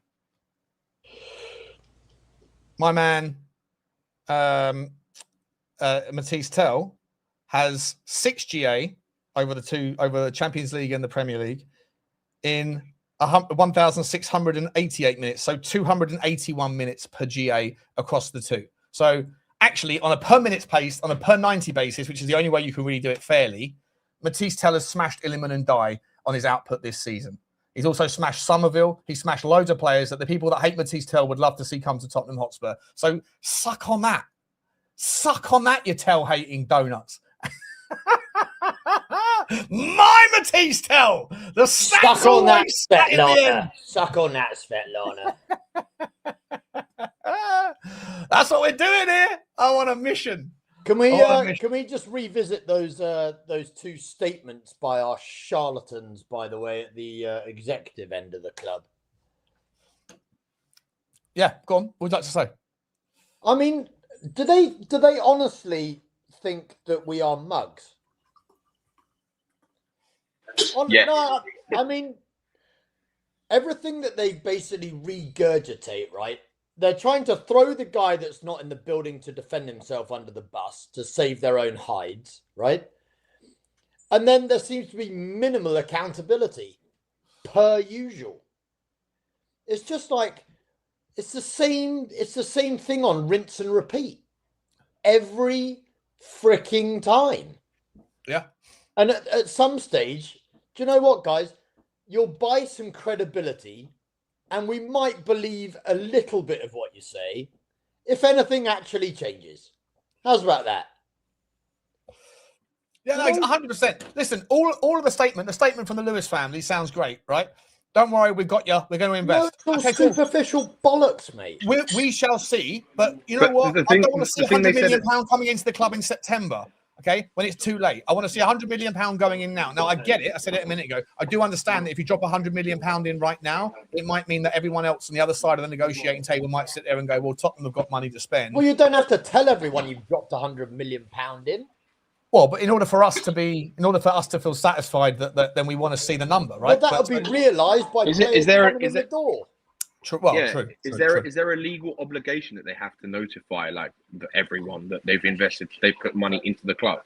Yeah. Yeah. Oh, there is. The stock exchange. Yeah. Right. Okay. So yeah. Yeah, but you could do that. Is it like that? They can do it after the fact. They can do it after the fact. But like, I need to see a massive January transfer window, a massive summer transfer window to make out. Like I said earlier, okay. To me, when Vinay comes out defensive and basically says, I get it, it's the football game, everyone can, but it's fine. You can hate me if you want. Opinions are opinions. Everyone's entitled to them. But at the same time, I think that there's a line that's overstepped massively when it comes to players, coaches, and executives. Like, if you don't like the heat, get out of the kitchen, bro. You could go and do any number of different or just make better decisions. Make better decisions. And he's sitting there at the same time going, "You think we were lazy? You thought we were lazy in January." We weren't. We were working really hard. Okay, so you were working really hard and landing on the wrong fucking decisions. Working really hard at what? You'd rather we think that you were busy being stupid, rather than not busy doing anything. I don't know what's worse. Like, I'd rather have someone who's got all of the stones, who can, I had this conversation with Stel, right? About like when he says going down forces the club to become better at their job, right? Better decision makers. And I'm like, how does that logic work? Competence is not something you can switch on or switch off. It's something you either have or you don't have. So like going down as a consequence of incompetence doesn't suddenly mean that you are going to be more competent in an environment where you have less resources in which to do your job. Right. So it, like, the logic never logicked for me with regards to his whole delegation thing. I believe it was just because he wanted, from a personal brand perspective, the answer, like, it's set in stone that ENIC are a shit show. Whereas if ENIC do turn it around, if this stuff is not just talk is cheap, if they actually do put their hand in their pocket, if they do the review, if they do fix whatever these glaring holes are that they're not actually explaining what they are, if they are real and if they are filled, and if we do improve, then in next season, if we finish 7th or 8th, and the season after we're back competing in Europe and we're doing well in the Europa League and we get to compete on all 4 fronts and we're in the Champions League spot, sort of like what Aston Villa did this season, in 2 years' time, then all of this last couple of years will be kind of long forgotten pretty quickly, right, Hugo? My thing is that organizational change, the effects typically are on a 6-month lag. In my experience, right? You make substantive change organizationally, you don't typically tend to see the fruits of that, for about 6 months. Yeah, it's like going to the gym, or so I've heard. Correct. But you tell me, in 6 months to a year, since Vinay has been in there, pray tell, visibly, what has improved? Absolutely nothing. Exactly so. So not only is it above and beyond a 6-month lag, it's, arguably stuff's got worse. So what are we doing? And I mean, as far as him being defensive is concerned, I have a sneaking suspicion it's because he can feel the walls closing in. Yeah. I have a sneaking suspicion that the Lewises are like, right, okay, we know that we put you in a shit position. The flip side to that coin is, tell us what you've done for us lately. Hugo, it kind of rings true to me, like when you go down to the co-op, my local co-op, and you see the young people that are working behind the counter really energetically training everybody on how to use the self-service checkout. And I'm like, you're kind of you're putting in a little bit too much effort into this, because all you're going to do is upskill everybody to not need you pretty soon. And I feel like with Vinay, surely he's not that much of a donut that he can't see that he being brought in with Charrington was part of a mission statement to uncover and identify a justification to get rid of Daniel Levy, because Daniel Levy was the face of the operation. And now all of the narrative is unclear, non-specific, but we've uncovered huge problems, deeper than we ever thought. We won't tell you what they were, but trust me that they're worse than you could possibly imagine. It can be also two things at once, right? It can be two things at once, that there were systemic problems and Daniel Levy was a problem.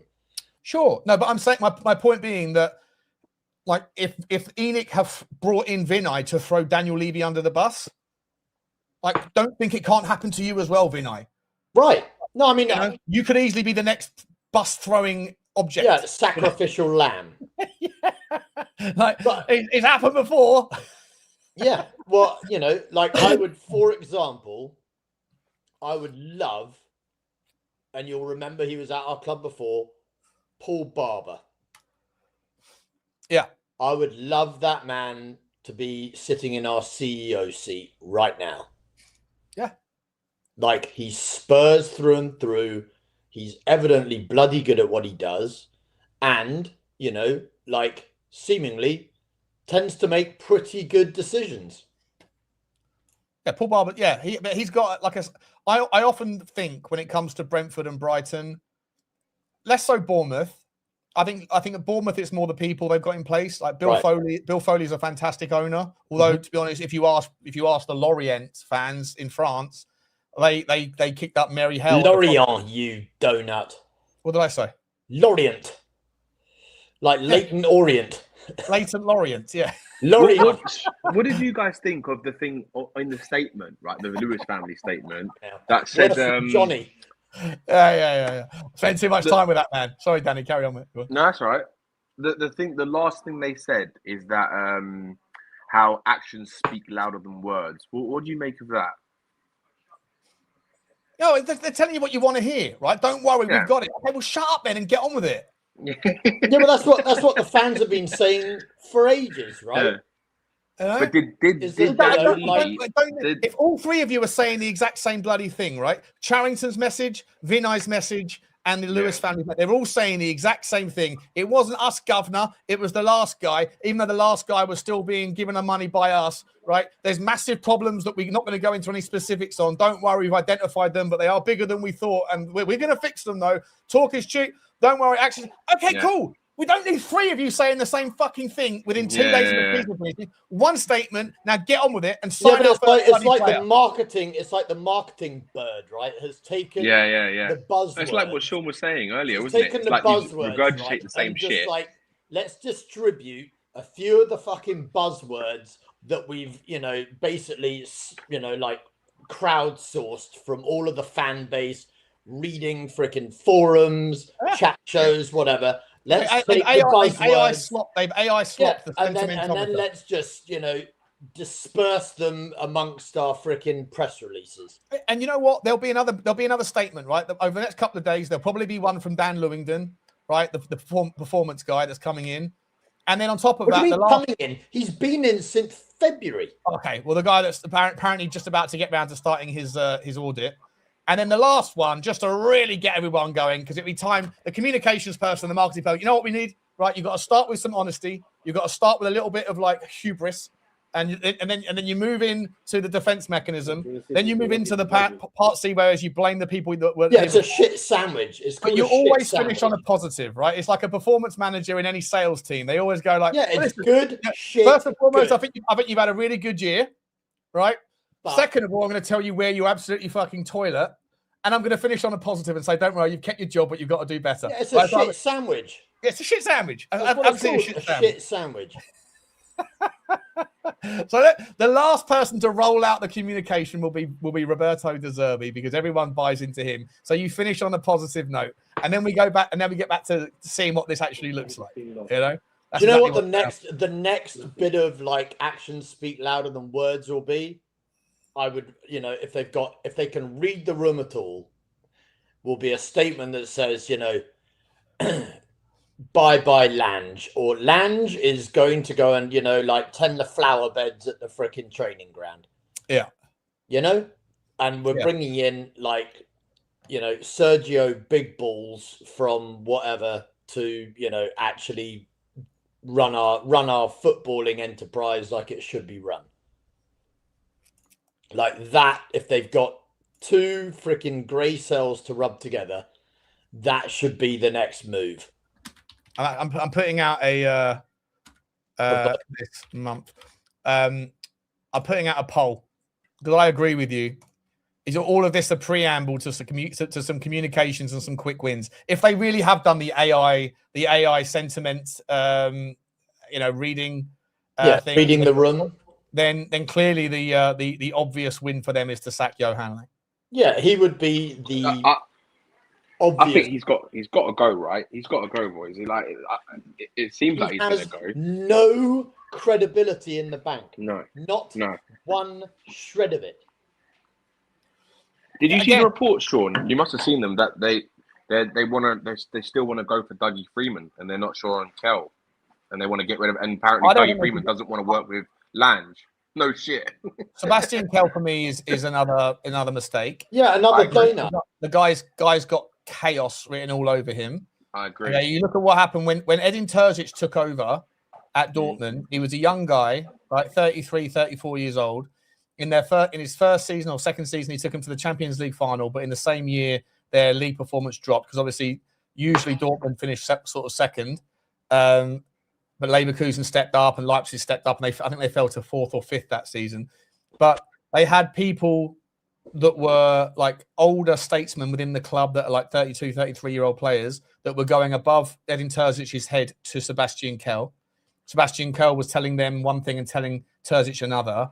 There was all these sort of problems on the pitch, problems in the, like with the way that we're playing football, it's not acceptable, and yada yada. All these just like massive dramas. Sebastian Kerr was encouraging that stuff, not sort of quashing it, because he was worried that Edin Terzic had eyes on a bigger prize, because Terzic is sort of one of those types of managers that also thinks of themselves a bit of like a director of football or whatever else, right? Like he wants to be involved in everything. Probably a little bit like Roberto De Zerbi, certainly a little bit like the guy that was Nagelsmann's right-hand man, I forget his name, who was manager of Manchester United for a little while, the director of football. He's now the Austria coach. What's his name? What the fuck's his name? Oh, Ragnick. Ralph, that's it, Ralph Rangnick. Yeah, correct. Ralphie. Yeah. Ragnick. Yeah. Yeah. So have we got someone else in the chat? If someone's coming in here, joining. You all right, Hayden? Oh, he's not here yet. Internet's catching up. I'll bring him back in a minute. So yeah, I don't want Sebastian. Oh, he's back now. He's here. Okay. What's getting back in? Where are we? Hello, Hayden. How you doing? I'm all right, mate. How are you? You all right there, bro? Where are you? Enjoying life a little bit? Roughing it. Just on my balcony. Can you see the stadium in the background? Nice, mate. Nice. Probably Nice. Oh, you living here? Nice. Yeah. Down there, yeah. Very close. How you doing? All right, mate. All right. Yeah, not too bad. Not too bad. Is my audio really bad? Because it's really windy up there. No, you're fine. Absolutely fine. That's all right. Apparently No. a lot better than my audio was when I had something playing in the background earlier on the stream. Before It wasn't I even that. bring you in, I mate, think you just muffled, mate. mate, I don't muffle, bro. Now you doing waffle it. instead. I waffle. I don't muffle. I just There you go. waffle. Let's There do a you couple of these super tiddly chit chats. Ulrika Ratatata, Ulrika Karkar says, "What about Levy payout to Cullen? Hence the bin and KPMG." That whole thing needs to be looked into as well. Like she got paid a fortune. Yeah. She got paid £6.5 million. What are we doing here? Donna Cullen gets paid £6.5 million. What is it that she knows? What secrets does she know? And this is where I'll call it out, right? Like this is where I get suspicious about Daniel Levy. Maybe there is some truth to the idea that there were things that were going on. Whether or not that's meaningfully disrupted the football side of the operation, or whether it's more around investment takeovers and he was trying to do this or do that or whatever else. But the fact of the matter is, Donna Cullen got lifted, got sent straight out of the football club the second that Vinay and Sharrington got in. I called it at the time. I said, that stinks. There's something's going on. And then obviously Levy gets removed later on. But Donna Cullen gets £6.5 million on her way out the door for a PR person. £6.5 million. It's not a bad parachute. But... He knows. I reckon that's hush money for some secrets potentially. What are we saying here? Yeah, I mean, the unfortunate bit is that, it had to be posted because of because it's on the stock exchange, right? All of those kind of things. Yeah. So, I mean, I don't know, mate. The whole lot, honestly, stinks to high heaven. And, I just, until... There's definitely something to that. Like, I sort of trust my gut a little bit on that one, that there's definitely something in there. The fact that she's getting $6 million, that's just not because of a decent job. Like, she wouldn't have been getting paid that much money. Like, she would probably be getting paid £500,000 a year. So I say not a lot of money. It's a lot of money to everyone else. But for that, I don't think she would have been getting paid like significant fortunes. And for her to have been there, I don't know what, 10, 12 years, if she's getting a £6 million payout, that's the equivalent of 12 years salary. Like, on the assumption that she's getting paid £500,000 a year. Like, that to me is insane as a payout. No chance that there's not more to that than just, thanks for everything you've done. Because what exactly is it that she did? She was a communications person and was terrible at communications, right? So, I know she was once upon a time part of the kind of architectural thing with regards to stadium, but I'm sorry, unless it was deferred bonuses or something like that, which might explain it. But if it's just, no, thanks for your time, thanks for your tenure, I think that's a lot of hush money. Or allegedly, I'm going to say allegedly, I don't want to get in trouble, but I think there's more to that. And maybe that does sort of apply some sort of truth to the narrative that Daniel Levy was up to no good. We shall see. Let me just do this. I think is this from CC? Certainly an Aston Villa fan. Big up to you. If it does find out that your chairman, Daniel, was indeed, on the take, will there be a public consumption of humble pie? Like, how will that look? No, mate. I've been around this game for 5 years. I know exactly how to dodge, duck, dip, dive, and dodge. Like the guy from Dodgeball. Hey, I know what I'm doing. I know exactly what I'm doing. I'll find a get out of jail free card. Don't worry about that. But I know that people like Stel and everyone else. It was Donna's fault. It was Donna's fault. It was all her fault. She was the dirty one. She made him do it. AV says, surely the players are on training pitch far more than stadium pitch. Other Prem team players would get injured if it's our pitch. Oh, no, sorry, I thought you were an Aston Villa fan. You're obviously a Tottenham fan. Sorry, mate. Over under training. Yeah, I don't know, right? But like, well, they've looked at both. According to the report, they've looked at both surfaces, right? Listen, I'm not saying that it is the pitch. I never once said it was the pitch. I'm just saying that, like, it's mental to just assume that it's not. So well, just there seems to be an abnormally high correlation between the fact that Real Madrid have the same structural setup, you know, as far as the retractable pitch is concerned, and, you know, have such a high amount of ACL injuries. And shock horror, Spurs have the same tech, the same setup, and we are also, you know, ACLs or injuries are rampant with us too. Like, it's either exceptionally bad luck and you need to get in a tribe of gypsies to go and piss all over it, or the flip side to that coin is that, you know, there's a correlation for a reason. Yeah. Well, I just want it to be, if anything, just chalked off. Like, how much is it possibly going to cost to get some experts in who can collaborate with some training from people that understand pitch technology and the wear and tear on people's joints? You have to remember that these players, they're not like, you know, a normal gym going, physically fit person where it's just kind of like broadly physically fit, like you're broadly strong. These guys are fine tuned to get the maximum performance out of the things that they need from their body, right? So, like, that's why some players are not, like, they're not all beefcakes, are they? Some of them are, but the vast majority are. There's like a wiry, you know, body ratios, like, you know, lower body strength versus upper, whatever. These guys are like tuned to what they need to be, and so any slight deviation away from the norm on a pitch can probably just upset the apple cart a little bit. Again, I'm not an expert, but to me, it's just mental. They didn't even think to look into it, and it took Real Madrid's pitch to be investigated for Tottenham to go, oh shit, well, if it's good enough for Real Madrid, it's probably good enough for us. Again, like, where's the kind of like, just the, but apart from anything else, from a PR perspective, you've got to, now that it's, you know, in the zeitgeist that it could be the pitch, and you want to try and attract quality players. Yeah, exactly that. Good point. You have got to surely have that chalked off as not being a factor, because otherwise top players are going to go, fuck no.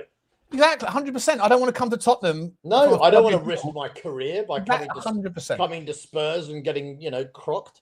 No, and James Maddison's called it out, right? James Maddison has already said, like, it's unusually high. It needs to be looked into. Ulrika says, can't loan sell Gray Berghvall. In 27-28, they become club trained. This year, we only had Austin for 4 spots. We had only 22 players in the 25 Champions League squad. 100% Ulrika. That's a good point. Doesn't Pape Sarr fall under that as well? Just on that point as well, I don't think club trained as well, doesn't he, Danny? Maybe he does. I'm not 100% sure, so I don't know. But I do think that Berghvall and Gray won't leave. I think De Zerbi wants to keep them there because you're going to need some youngsters in the team.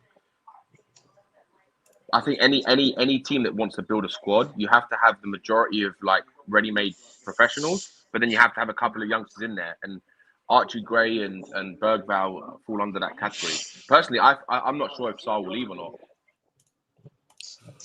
Listen, I think that Pape Sarr hasn't developed into the player that he was promised to be. Agreed.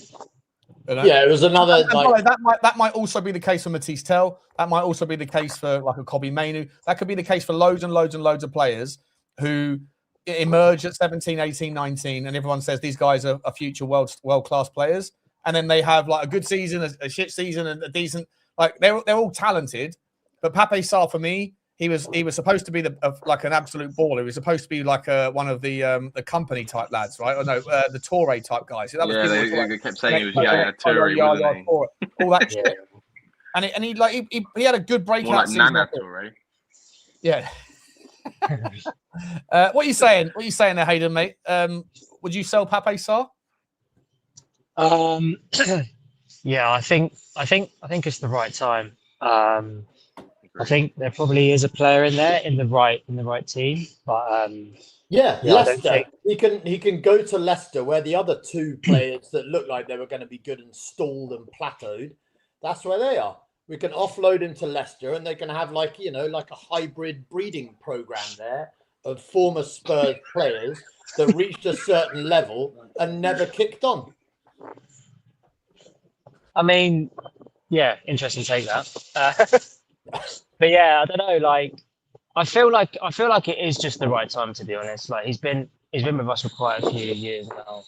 I also just even feel like, just for like his own career, he probably just needs a move, and like he should just probably be going to a team that maybe sort of have more sort of like runners within the team, maybe a bit less sort of reliant on like technical ability. Obviously, we know that passing is his sort of his weak point. Yeah, I just feel like, yeah, with the sort of players we've got now under the sort of the De Zerbi system we've got, and the players that are probably going to be linked within that sort of number 8 sort of hybrid 6, whatever you want to call it, role. Yeah, I feel like it's probably his time. Probably, if you can get, say, I don't know, 15, 20 million for him, I think job's a good one. Get rid. Agree. Yeah, I definitely think 20 million quid to someone like a Hull City. Or whatever. Like, Yeah. I think he'll do good at Sean. I think he'll do good at like a mid to lower level Premier League team, right? Yeah. Because he's got an engine, right? He can, and sometimes he can pull up some great passes or crosses, but it's few and far between. So for a level of Tottenham, you need to be more consistent and what's the word I'm looking for? Not as complacent as he is. Yeah, better. Yeah, better.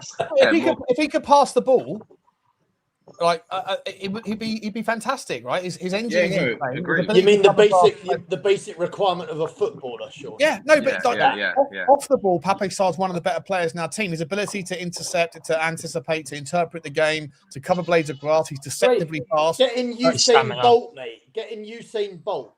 No, but Usain Bolt couldn't necessarily recover the ball. Pape Sarr can like recover the ball well. It's just when he does that, you need then someone who's like, oh, I've got the ball. Like, look at what Caicedo does, right? Caicedo is Pape Sarr on steroids in the recovery section, but then Caicedo can then launch it straight back into the feet quickly. Well, there's a reason that one's an £80 million player and the other one's a 20. But I'm just saying, my point is that like Pape Sarr can do the hard work of like anticipating, interpreting the game, and then intercepting the ball, which is the perfect time, right? Because everyone's moving in this direction. That player steps in, steps up, gets the ball, and then everyone's like, oh shit. And Caicedo then just gives it straight forward to someone like Cole Palmer or whoever else, and they can then turn and go. But when Pape Sarr does that, everyone's like, yeah, go on. Oh, for fuck's sake, you've just given it. You'll remember a guy we used to have playing for us called Don Belli. Yeah.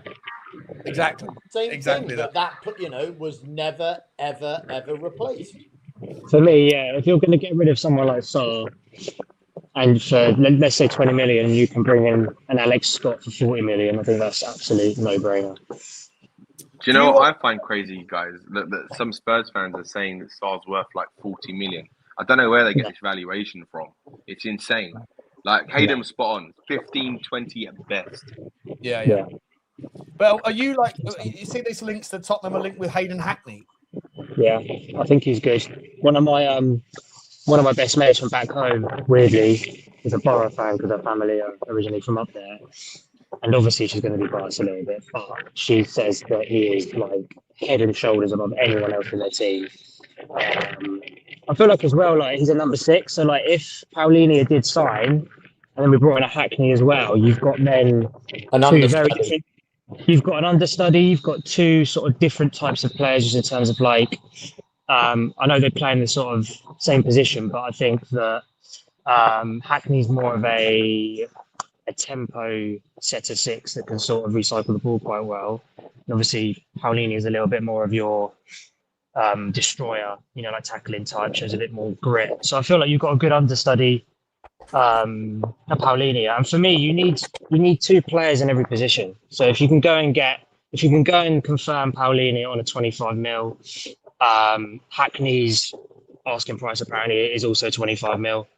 You're bringing in, if you've got 2 number 6s there, one's obviously English Is as well. Hackney really a needle mover though? This is I don't know because I don't really watch the Championship that much, but so I'm not that familiar with him. I saw him play in a few games, and I was always impressed. But I was really impressed when I watched Ollie Skip play for Norwich. You know, he won the Championship Player of the Year. Ollie Skip did, and then he came to Tottenham and he just wasn't good enough. Like there is, and I guess you can make the same argument for like players from Belgium, players from Holland, players from Scotland, whatever. Like, you know, where do they sit in the stack rank of competitive leagues versus the Championship? For every Dele Alli who came from, or Jarrod Bowen or whatever, that came from the Championship and went to the Premier League and excelled, there's 20 other examples of players that didn't. Of course. So yeah, I just feel Hackney's now 25 years old, isn't he? So like, he's 23. He's 23. So he's still young, and obviously, like some players in that sort of position, they reach their prime sort of later on in their like careers. Like if you look at some of the best sort of CDMs across the world, like you say, I know he's obviously nothing like this, but Rodri probably only really got into his prime at like 25, 26. He's what is he now? Is he like 31? Something like that? Yeah. Obviously, I'm not saying he's anywhere near that level because he's obviously not. But I feel like with one game a week, if you can get Paulinho and Hackney as the understudy, I feel like we could do a far lot worse. Yeah, I don't disagree. Let me just do these 4 quick super chats, and then I want to bring in some transfer news, views, and clues because there's an interesting story that Tottenham would have to drop 200 million quid to Brighton if De Zerbi gets his way. Again, Belieber, Verbruggen, and who is it? Verbruggen, Belieber, and Van Hecker. And don't get me wrong, I like all 3 players. I don't think Belieber is anything like £100 million player. But let me just quickly do the super chats. NSG from Denmark, big up to you. He says, fun fact, in Denmark, there is an island called Langeland. That's where you should go back to, mate. I bet it's bloody boring. That's where you should go back to. Yeah. Big up to you, NSG. Appreciate you, mate. In Langeland. I need to get out to Denmark, mate. The girls out there are la-ta-ta-ta-ta-ta-ta-ta-ta. It's just too expensive, isn't it? It's the problem. It's a problem with like God always goes. Like, Are we talking about like the living expenses or the brass? Probably the bow. Listen, from my experience with Scandinavians, they're such a liberal species. As a society, like I've never met a donut Scandinavian bloke. They're always awesome. And the birds, when I was in good shape in my 20s and that in the city, and would pick up a chick or whatever, whenever I could. Every time I ever got with a Scandinavian bird, it was always a brilliant time. They're like awesome fun, awesome girls, Worst case scenario, mate, you could go to Denmark and BYOB.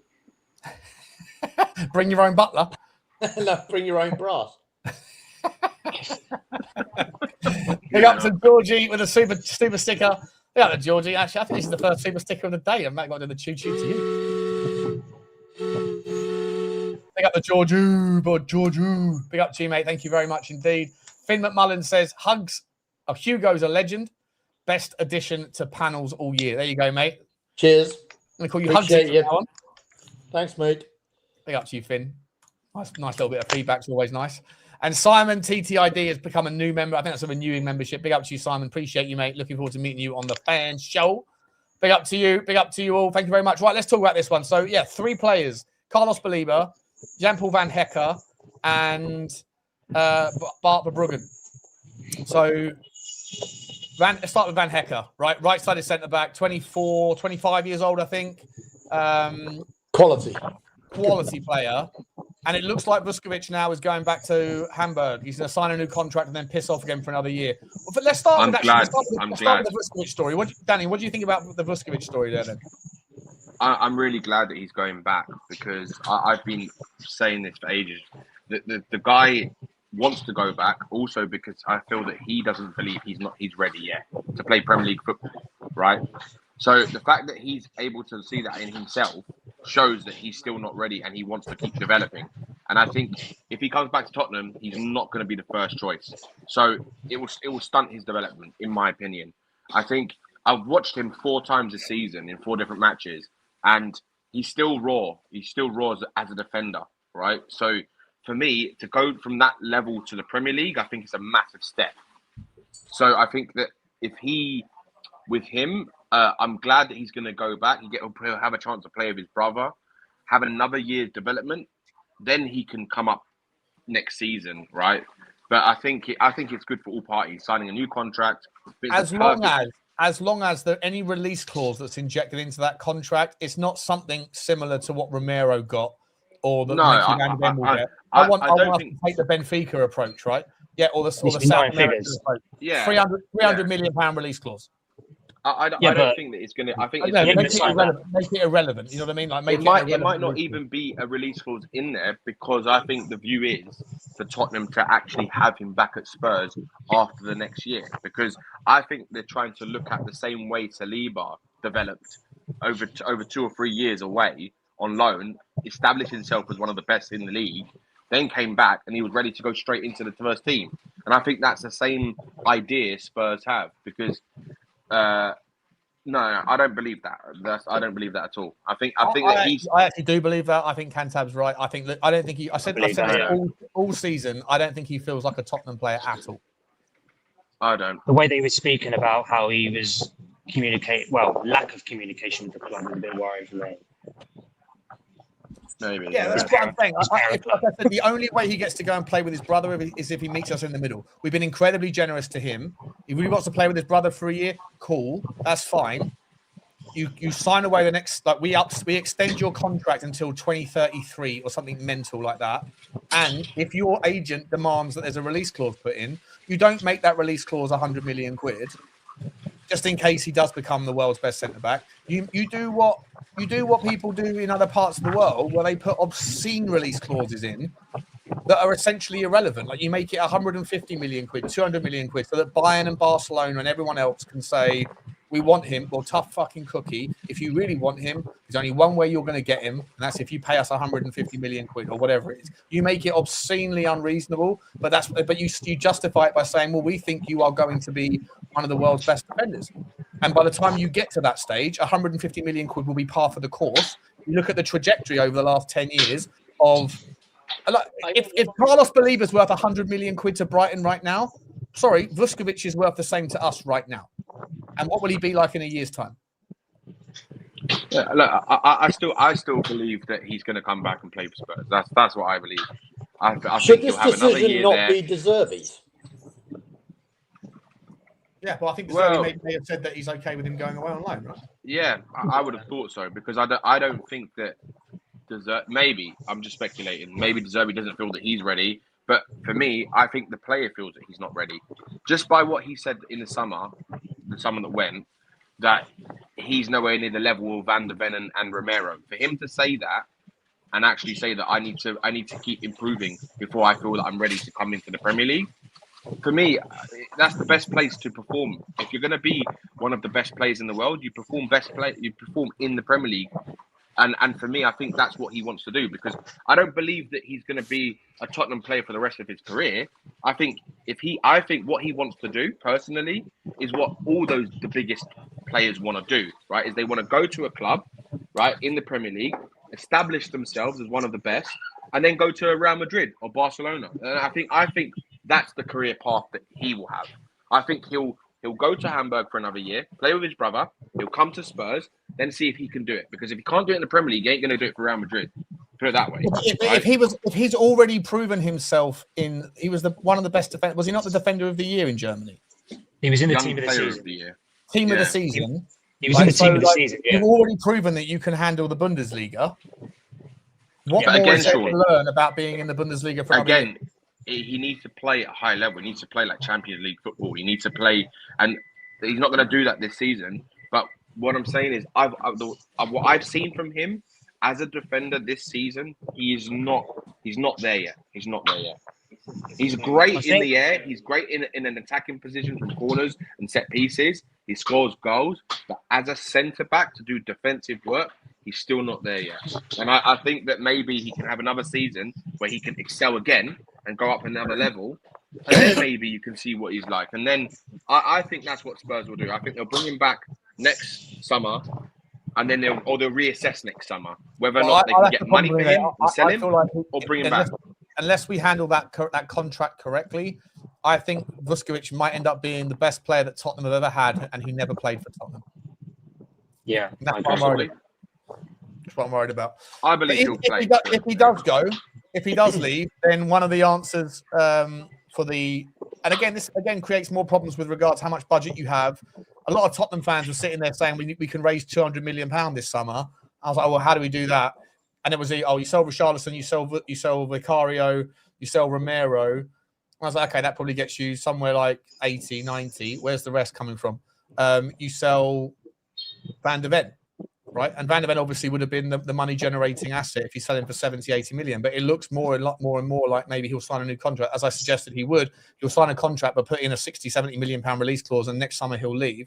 But in the meantime, if you're not getting the Van de Ven money coming in and you're going to bring in Senesi, that's fine. You've got two unbelievable left-sided centre-backs. For the right side, though, you then don't have Vuskovic, you don't have Romero. All you've got is Danso and Dragusin. Is that good enough? I don't think it is. I love Danso. I think Dragusin, I don't really know what standard he's at yet, but I would like to see Tottenham bring in someone. And the name I've spoken about for months and months and months is Jan-Paul Van Hecke. I think, and Van Hecke's got 1 year left on his contract.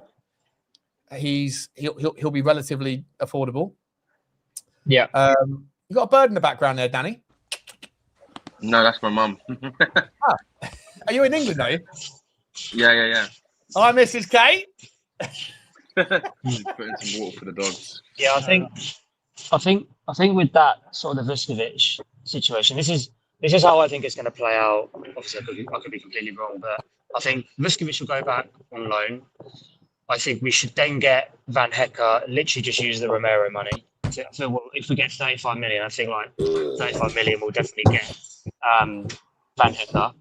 And then next season, you have a situation where it depends on how we're doing in the league and like how things turn around. I think it's either going to be a situation where you then have Vuskovic and Van Hecke next season challenging for the right centre-back spot, and Danso becomes that fifth choice on either side. Or if Spurs' form is still terrible and things haven't improved whatsoever, you're probably going to be in a situation where you've got Van Hecke and Danso as the right side of centre-backs, and Vuskovic is like, I don't want to be here, see you later. So I feel like that's how it's going to pan out if we get him. I agree. I'm very for it. I think my only concern is that him and Senesi together have got no pace. So if you're playing a left side of centre back with Senesi and him on the right side of centre back, it's a little bit slow for me. Obviously, that can then be sort of balanced between if Van der Ven's playing and then you've got Van Hecke next to him, or the other way around, where you've got Danso and Senesi. That could sort of be, balanced out a little bit. But how old is Vuskovic now? He's 18 or 19. He's still so young, man.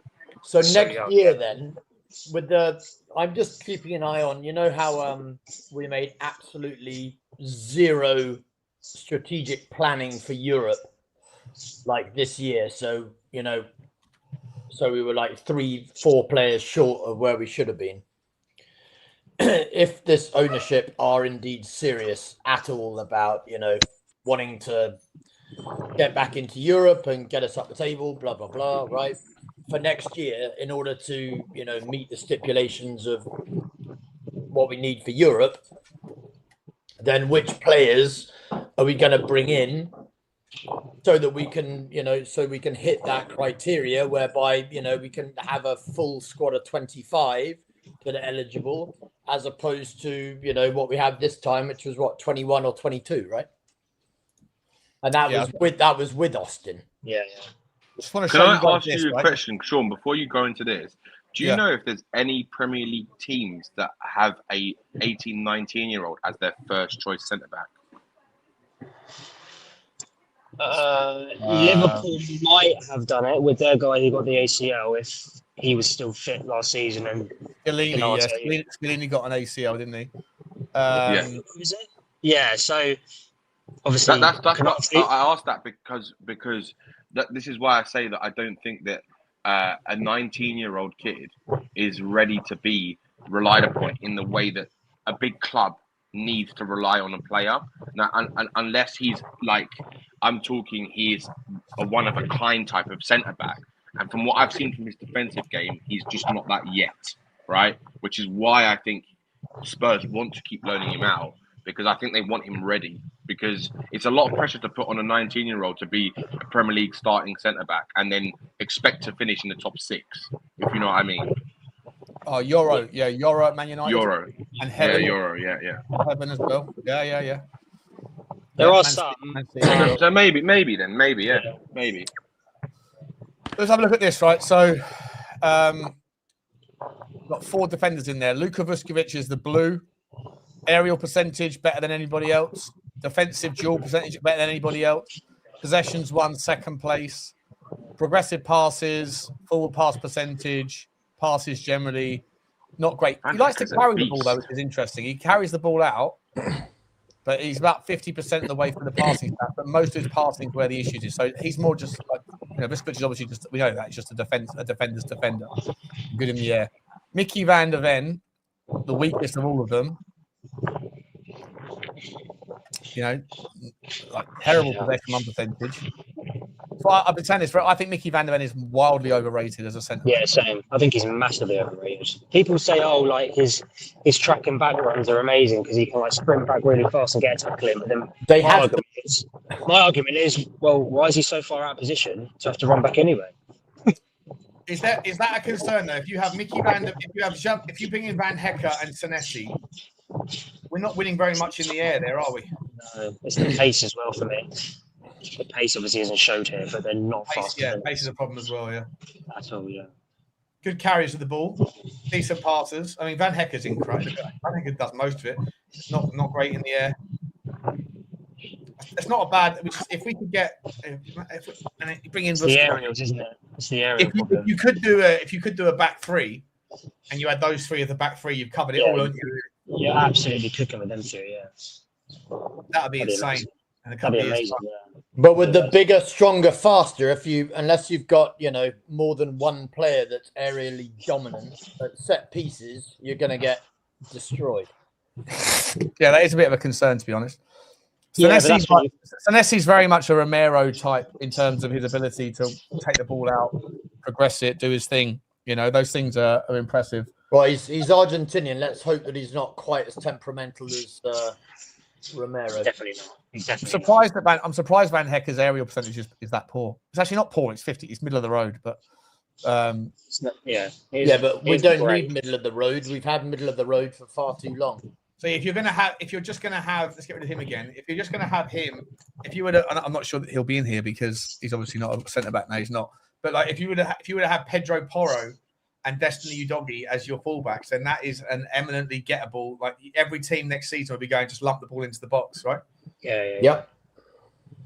That's why I think you could see. Put in Danzo, will you? I know that he doesn't have any pace, but like, how is he rated aerially? He's got to be. Oh, there you go. Yeah. So say if Vuskovic does go back on loan and he does adopt a back 3, that could sort of work. I don't think he'll play a back 3 though, will he? I don't think he will. No, to be honest. No. But that's when you need someone like a Polino in the 6 as well that can take care of that stuff because Polino is no mug defensively. Yeah. But let me see if I can change this to.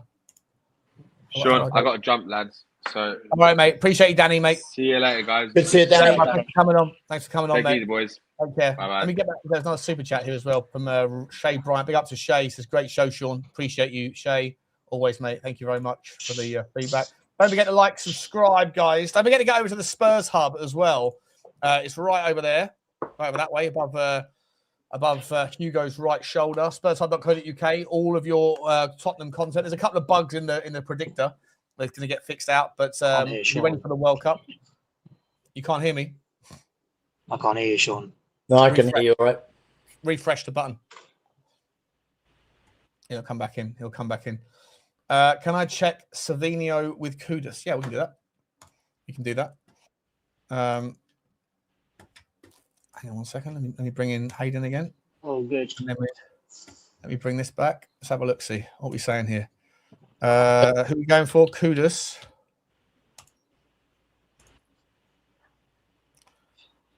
Compare wingers.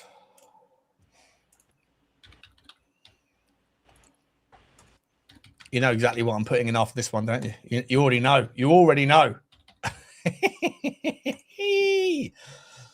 Very similar. Savinho. So Mathys Tel getting bullied by on the assists and the key passes front. Competitive in the non-penalty goals. All very good in the dribble section. My question to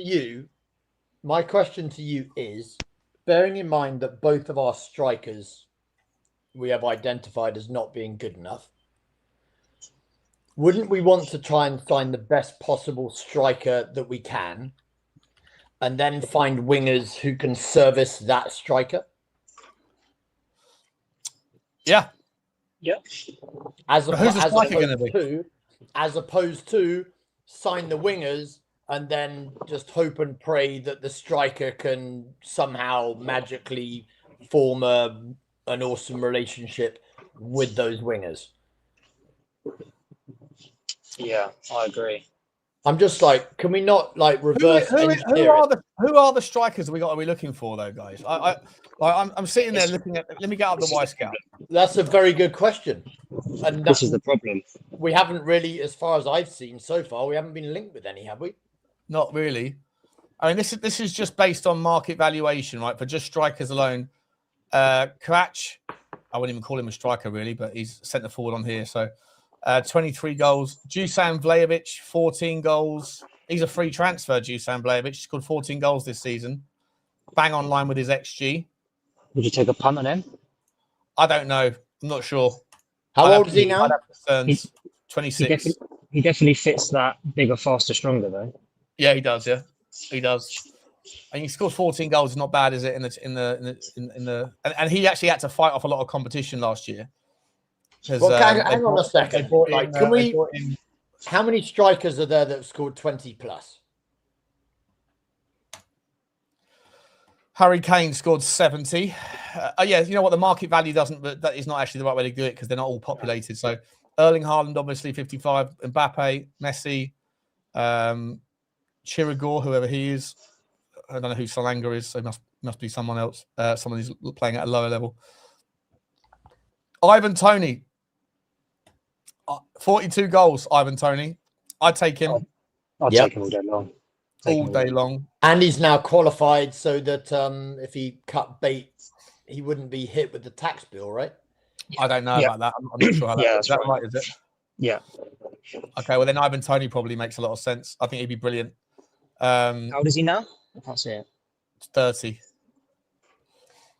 Yeah, give him a 3-year deal. Luis Suarez of Sporting seems to carry on banging them in. 38 goals, Luis Suarez in all competitions last season. The only problem is that Portuguese league. Yeah. You see Darwin Núñez was banging in goals for fun there. But Troy Parrott, we've heard of him. Troy Parrott scored 37 goals in the last calendar year. The good thing with him as well is we've got a 50% sell-on clause with him. So technically, if we buy him, we get him half price. Hang about. What's going on there? Shit, get rid of that. Fuck. I might just got myself demonetized. Let's have a look. Troy Parrott. We were doing so well. Yeah. How many goals has Troy Parrott scored in the last last calendar year? So this covers half of last season as well. So it's not quite the same. It's been this season where he's really, really gone mad. So in the 24-25 seat, so 40 goals in his entire career in the Eredivisie. What about all competitions? Let's see what he's done. So he scored 16. Here we go.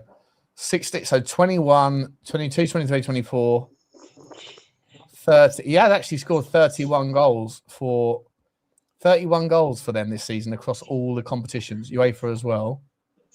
31 goals there, and then some of those last season when he scored 5 or 6 goals. Does that include internationals? No, I don't think it does. I think in a world where Richalison and Solanke goes, which I don't think both will, if you brought in Ivan Toney and Troy Parrott, I feel like you could do a hell of a lot worse. Because Troy Parrott as well, as I just said, we have that 50% sell on. So essentially, we could give him 30 and we're only really paying 15. So, he scored 11 goals in 35 as well. So, yeah, the numbers look like they're right over here. Let's bring that back again. So he scored 37 goals in the last calendar year. Would you bring Troy Parrott back? as a second striker, yeah. What about we've got in what's his name? Will Lancashire. I think it'd have to be third, but again, does he just need another loan? Do we really need three forwards or one game a week? Probably not. Especially as Tel can cover there as well. Yeah. Probably don't need three, do we? Let's be honest. I don't know. It's like if these owners mean business, they need to sign. Like, What about this guy? Any chance Tottenham could go and break the bank for him? He's going to Chelsea, I think. Is he? I think so, yeah. Did you not see his video the other day? No. What did he say? He basically said, if Chelsea come in for me, it's going to be really hard to say no to it. So he's basically twerking for Chelsea, essentially. Right. quality, like, you know, quality striker though. But what I'm saying is, wants to go and work for a bunch of cheats, yeah? Okay. Yeah. Good luck to you then, dickhead. Money talks. Yeah, well, I think Tottenham could have. If Tottenham are raising their wage structure, Chelsea don't pay huge wages anymore. They've lowered their wage structure. Yeah, but Osimhen's on 350, isn't he? We're not paying that. No, we're definitely not going there. Definitely not. I feel like Tony and Parrott could be okay if both Richalison and Solanke go. Maybe give. Oh, that was AI apparently. That was AI that did the Oh, brilliant. Osimhen thing. You're getting sucked in by AI slop there, Hayden. Mate, Sharpen up, lad. Sharpen up. mate, What are we doing? That. I can't actually believe that was AI. That is nuts. it's been You're done. getting sucked in, bro. Careful, mate. You might get a message on fucking Twitter from some hot smoke show bird who's really an Indian out in fucking Bangalore or whatever, who's saying, "Oh yeah, baby, I love you, baby. Just send me a little money, baby."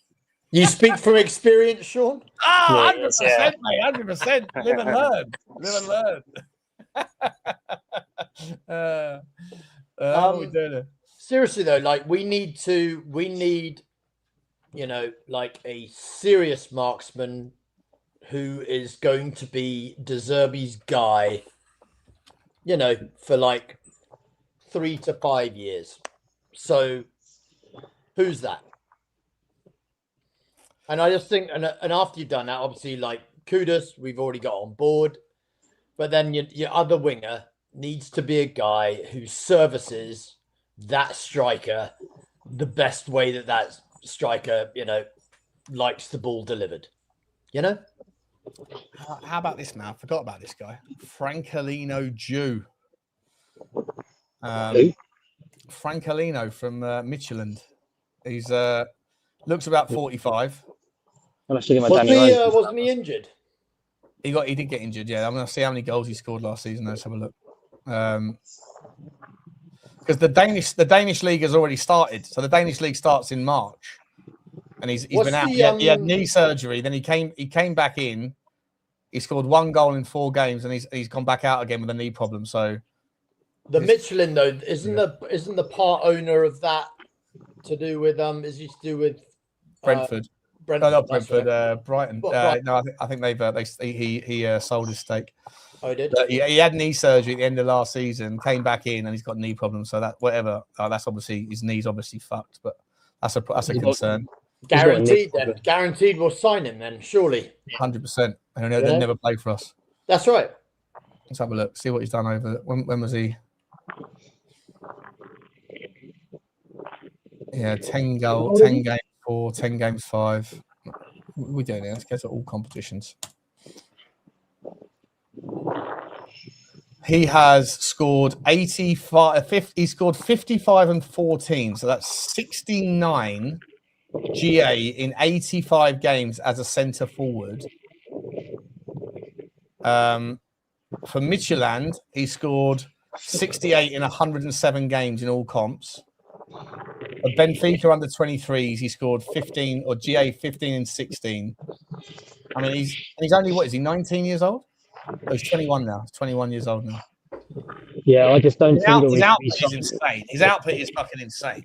But yeah, I just don't think we should be signing players that are young and unproven in the Premier League now. I feel like we're at a point where if we're going to go and get a marksman, like an absolute, certified forward up front, it's got to be someone that's been there and done it. I'd even just say someone that's also been in the Prem before. For me, like Ivan Toney's a no-brainer if we can get him. Honestly, I'll bang that drum all summer. Yeah, he'd be an instant upgrade. Massive upgrade. Don't be talking shit about my gift Orban, the gift that carried on giving after all. What are we doing here? Gift Orban, never let me down. What are we doing here? How dare you? Slander, Steve Combo. Slander. What's the name of the is it Scandi lad that failed his medical at Brentford, wasn't it, with the dodgy knee? Noosa. Yeah. Yeah, he's still killing it. Yeah. How old's he? Antonio Noosa, I take him in a heartbeat to Tottenham. He is now 21 years old, still playing at RB Leipzig. His stats last season kind of comparable to Mathys Tel, if I'm entirely honest. In the worst league as well. So Leipzig have got Noosa and Diamande on either side. Yeah, that's insane. And that's after they sold most of their goodies. Yeah, they did, didn't they? Yeah. Listen, look at that. People, I'd love Noosa. I'd love Noosa. Yeah. Ian do as well as on a per minutes basis as Mathys Tel. You lot need to start putting some respect on my Tel's name. What are we doing here? Premier League proven. Come on, guys. Come on now. Look, Steve, they have Tel and we have Noosa. Tel's done it at the higher level, bro. What are we doing here? What are we doing here? You lot are like, I don't know what it is. You've been listening to someone who's very influential in your mind, and he's concocting some opinion that you guys have bought into, and you've settled your nonsense in your head that Tel is shit. He's outperformed so many top players that you'd all bite the hand off to get that player into Tottenham. Give my man Tel, the grass is greener, 100% just for the lols. 100%. And do we think that another one? What are we doing here? Do we think that the Igor Thiago's a one-season wonder, the same way that our beloved striker Solanke is? I think it's too early. Yeah. Igor Thiago from Brentford, one-season wonder or not? I don't know. Maybe not. Maybe not. Probably not. He's a good player. Yeah, I mean, and bear in mind, he had a season. He got signed and he couldn't play for a season, right? Yeah, that's true. Yeah. So, yeah, but I'd rather have someone that's wrote that Thiago misses chances for fun. Yeah, but that at least shows that he's in the right place to score them to start with, which is more than can be said for our two donuts. Yeah, they are donuts, aren't they? Listen, we need to get rid of one of the strikers, Richalison and Solanke. I think you've got to get rid of both, mate. If you, I don't know. I'm more than happy to see both go. But where the fuck do you go to get strikers in this market? The opportunity was last summer. Last summer there was so many strikers available. We didn't go for any of them. You know, mate, I take Voltemade, by the way. If Newcastle United fans have done with Voltemade, I'd take him all day long. I think Voltemade has unbelievable potential. I think he's unbelievably skilled. He's Peter Crouch-esque with his lanky, languid style, but unbelievable control. I think he's just got a little bit of a confidence issue at the moment. If Newcastle don't want Voltemade, I'd buy him all day long and put him in a De Zerbi system. I think it'd be fantastic. Yeah, it's not even that. It's not the Newcastle fans are done with him. It's more that Newcastle fans are done with how Hal has been playing him. He's dropped him into this like number 10 role, which hasn't worked well at all for him. obviously, like he is a striker. He's been playing as like a number 10. And Sean, I think I sent you this. I think I commented it on like a Football Link video ages ago. But they're like points per game with Baltimore up front versus him playing in the 10 is like chalk and cheese. Yeah. Like, I completely agree. I think they're just unhappy with how Hal's been playing him. It's not that they're unhappy with the player. So I think you. If you could get him for 50 million quid, 60 million quid, I know that how much did they spend on him? 75 was it? I think it was like 85. It was a lot. Euros. They paid 85 euros. It wasn't pounds. 85 euros. So like if that's 75 million quid, it's a hell of a lot. Yeah, but I think he's someone that I have like.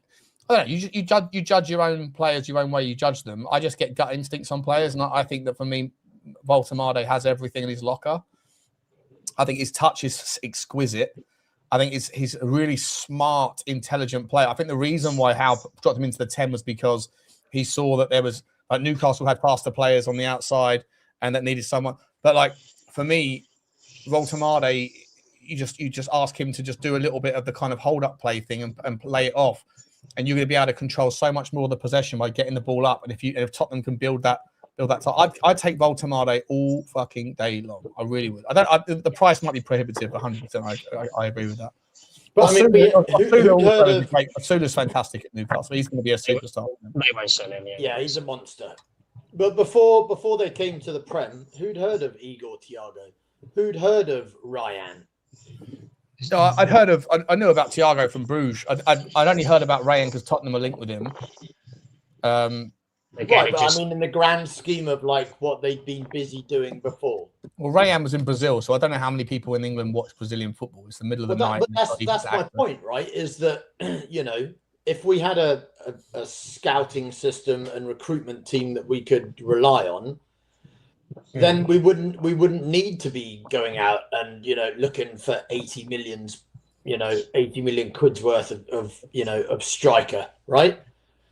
Yeah, I agree, but I think to get that bang on is so hard. If you actually think about how many teams in the Premier League have an unbelievable scouting system, it's probably only really Brighton, Bournemouth, Brentford, and you could argue City are quite good at it because they tend to find players before they become unreal, the likes of Bernardo Silva. Yeah, but that's supposedly the whole reason why we've got the Danish pastry is the DOF, right? Because he's a data guy, right?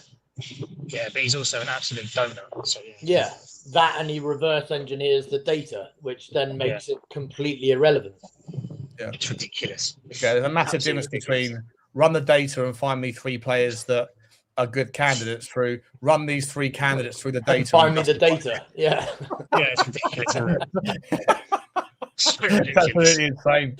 Absolutely insane. Someone asked me, would I take Kasper Høeg? Bryce said it. No, I wouldn't. I think he's going to Celtic. He's an interesting player though. He always does well, doesn't he, for Bodo? Didn't he? And the other one, Høeg as well. There's H-O-G-H and there's H-A-U-G-E. Which one had the stint in Italy? Høeg. That's the number 10, isn't it? Mm. We don't need a number 10. So hang on, Kasper Høeg is. Let me show you. Well, don't we?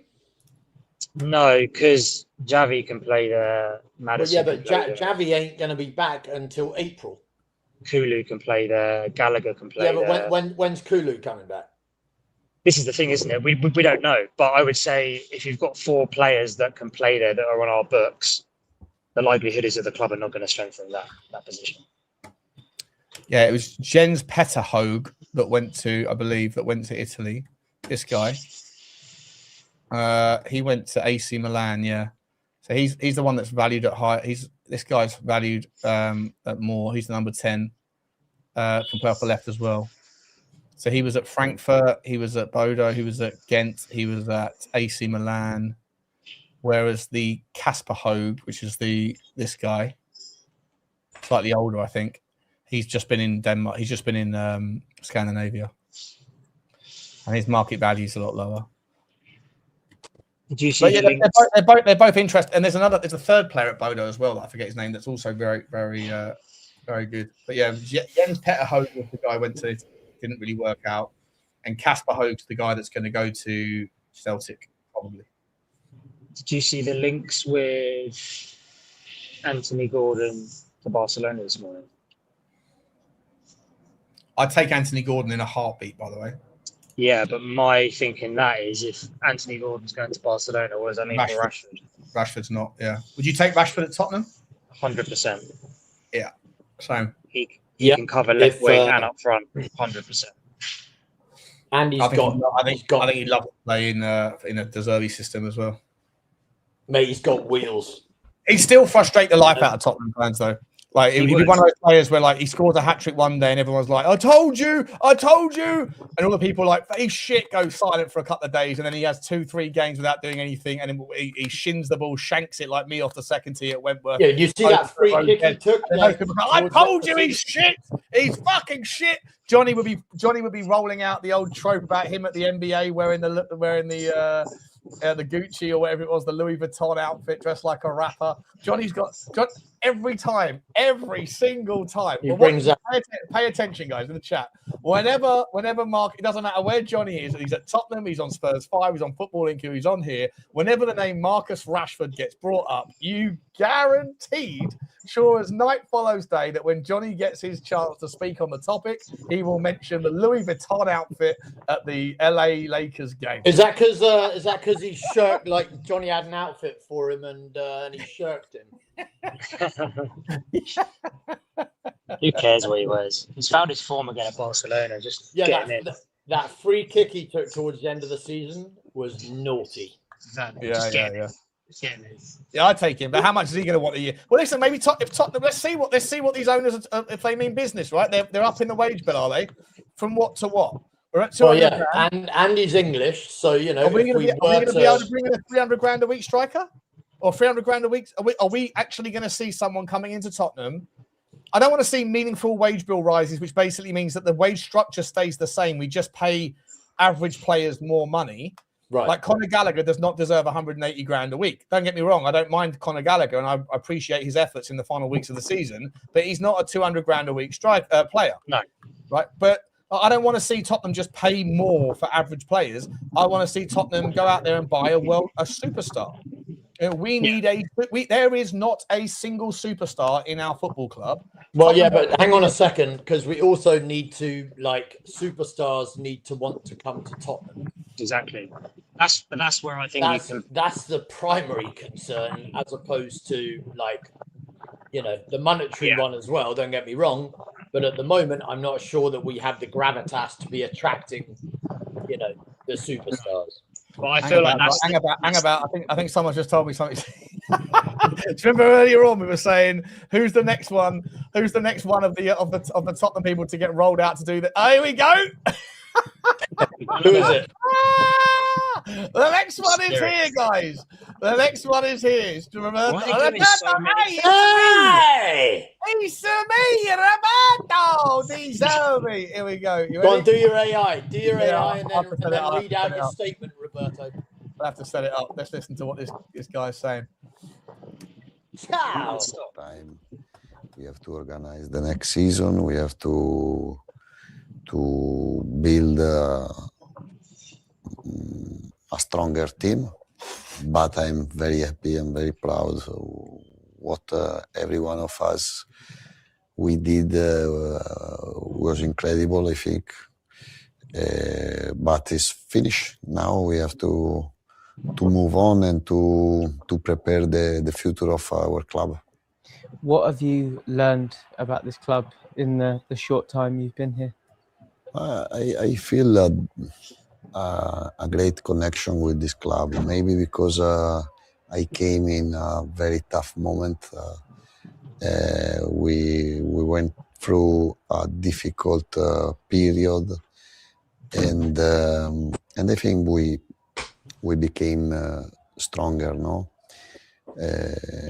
I think we can keep in our mind, our head, what was the last season, the situation last season, and to become better for sure. Become better as a coach, as as a players, as a club, and we can't make the same mistakes. Otherwise, we can't improve. We can't become better. It's maybe been 24 hours since the scenes yesterday. Did you feel the love from the fans at the end when you have that moment on the pitch and they're all singing? Did you feel that connection? By the beginning, I felt the connection with the players, with the club, but also with the fans. No, they need passionate people, and they need maybe people who believe to stay up. And I believe in to stay up at the beginning in my time. I was surprised about the negative thoughts in that period, no, because I love it. I was focused on the qualities of the players, and at the end, if you work well, if you believe in yourself, if you try to put the players in the right condition to play, I think the results are normally to achieve, no? Yeah, you definitely felt that belief start to come through, and you certainly saw it with the players. But I wondered if there were any moments along the way that stood out for you in the 7 games as the most important moments. I think sincerely the dinner the day of the dinner together. They went out. They went down Hakkasan or somewhere. You build a relationship. A bit of takoyaki. In the training ground, on the pitch. Some Japanese chef flicking some egg in there. On the pitch, the football, there is a people, there is a man, there is relationship with the players, and maybe in that situation they knew better myself. I knew better them, and I think it was an important day. But to achieve the target is day by day, you know. Is day by day. You can't lose energy. You can't lose. You can't lose training, and the reaction we showed after the defeat in Sunderland or in Chelsea is the same. But I think the reaction was good. Yeah. Was there anything on the pitch, or was there a game that you felt was definitive, deciding for us? But again, Brighton, we played a great game. We deserved to win. Absolutely. The other crucial game was Villa Park, because we played well.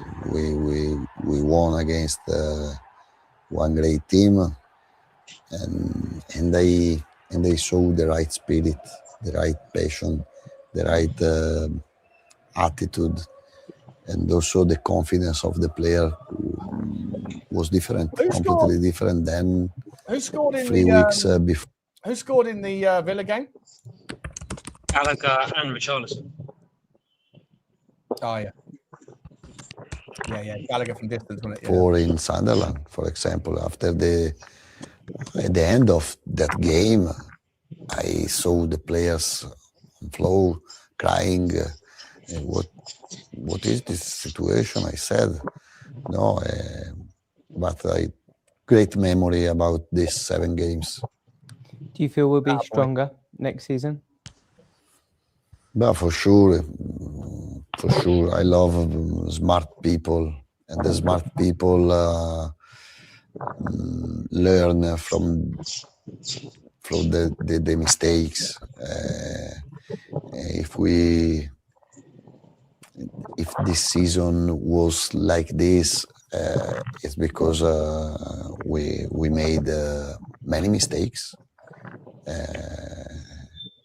And sincerely, from the mistakes, you have to find the reason to improve, to work harder, and to understand the mistakes. Otherwise, you can't compete. You said at the beginning you had to limit your messaging in terms of the things that players would take on board. Are you excited to share your philosophy and what you want to bring to this team on the training field with more time? Yes, but at the end, I think I gave a lot of details and ideas. No, I was not so strong because I thought maybe to go too strong is like lose the energy, no? Because you can win the game with the style, but first of all you need the spirit, the attitude, the behavior, and the next season I'm ready to go stronger. Tell me what comes now in terms of.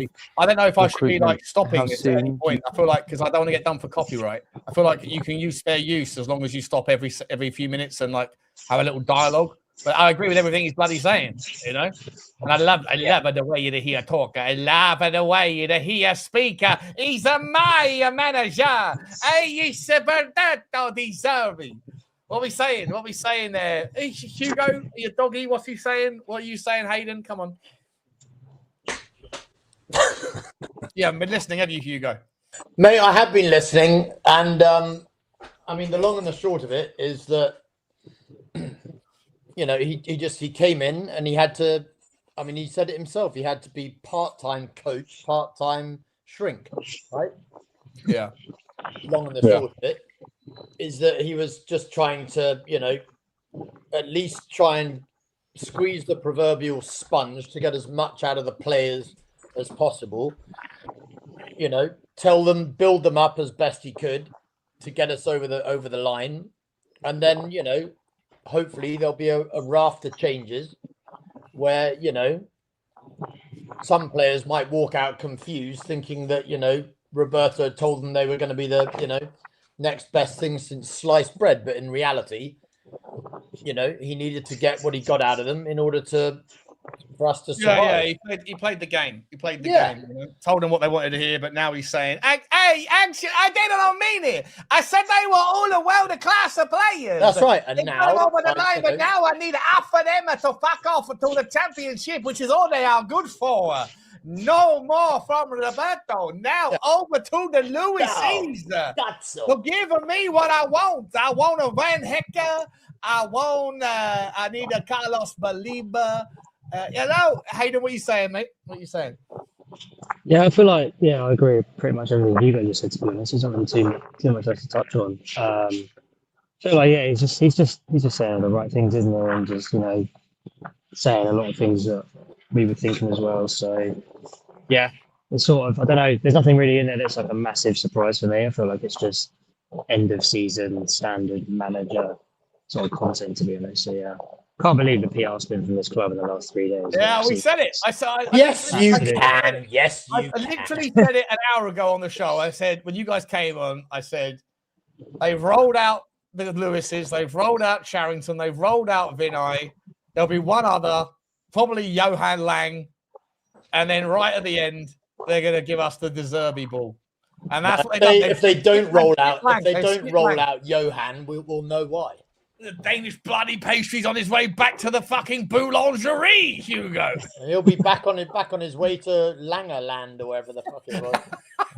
All right, let's carry on. That's enough insight. Let's carry on. You look at what you want player-wise in the summer, and do you feel the club are there to support you in that? Yeah, listen, we have a great relationship with Johan and just quickly. Look at the state of that man's bottom of his shoe, right? Like those shoes have never seen, they've never seen any concrete in the main. They are brand spanking new. Do you think that he is told, listen, bring in a brand new pair of trainers today because you're going to be on camera. The camera angle is a little bit odd. We're kind of coming up from underneath you, and we don't want to see chewing gum or dog shit or anything else on the like most average human beings would have on the bottom of their shoe. You know, is that what 13 million quid a year gets you? You could have a new pair of shoes for every day. Is that what we're doing here? Probably, mate. Probably. Yeah, that might have been part of the contract, you know. not a single foot. It's probably less than New 100. shoe every day. A new shoe.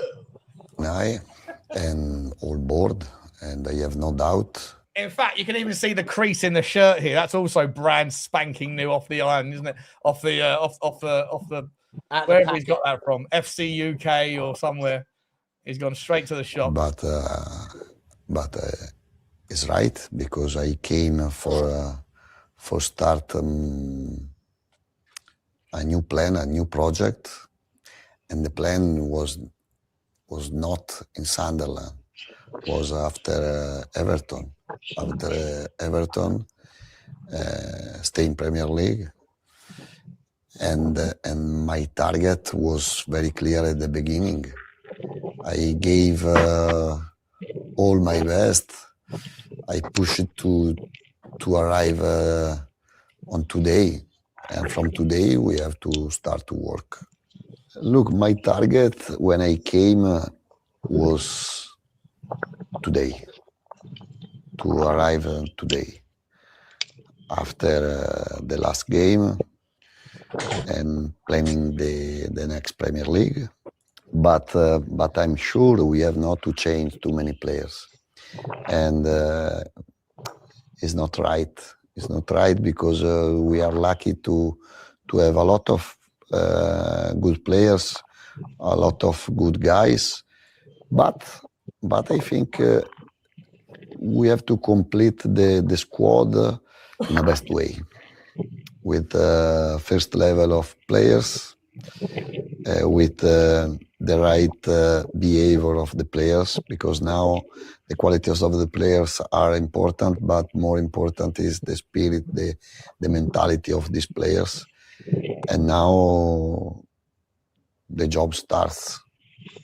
Do you have a priority in terms of the work you would like to do with the players? I want to improve the quality of the play, for sure. I want to improve build up, because normally you are focused on the last 30 meters, but you can improve the last 30 meters if you play better in the first 70 meters. No, in build up we have to improve in the ball possession.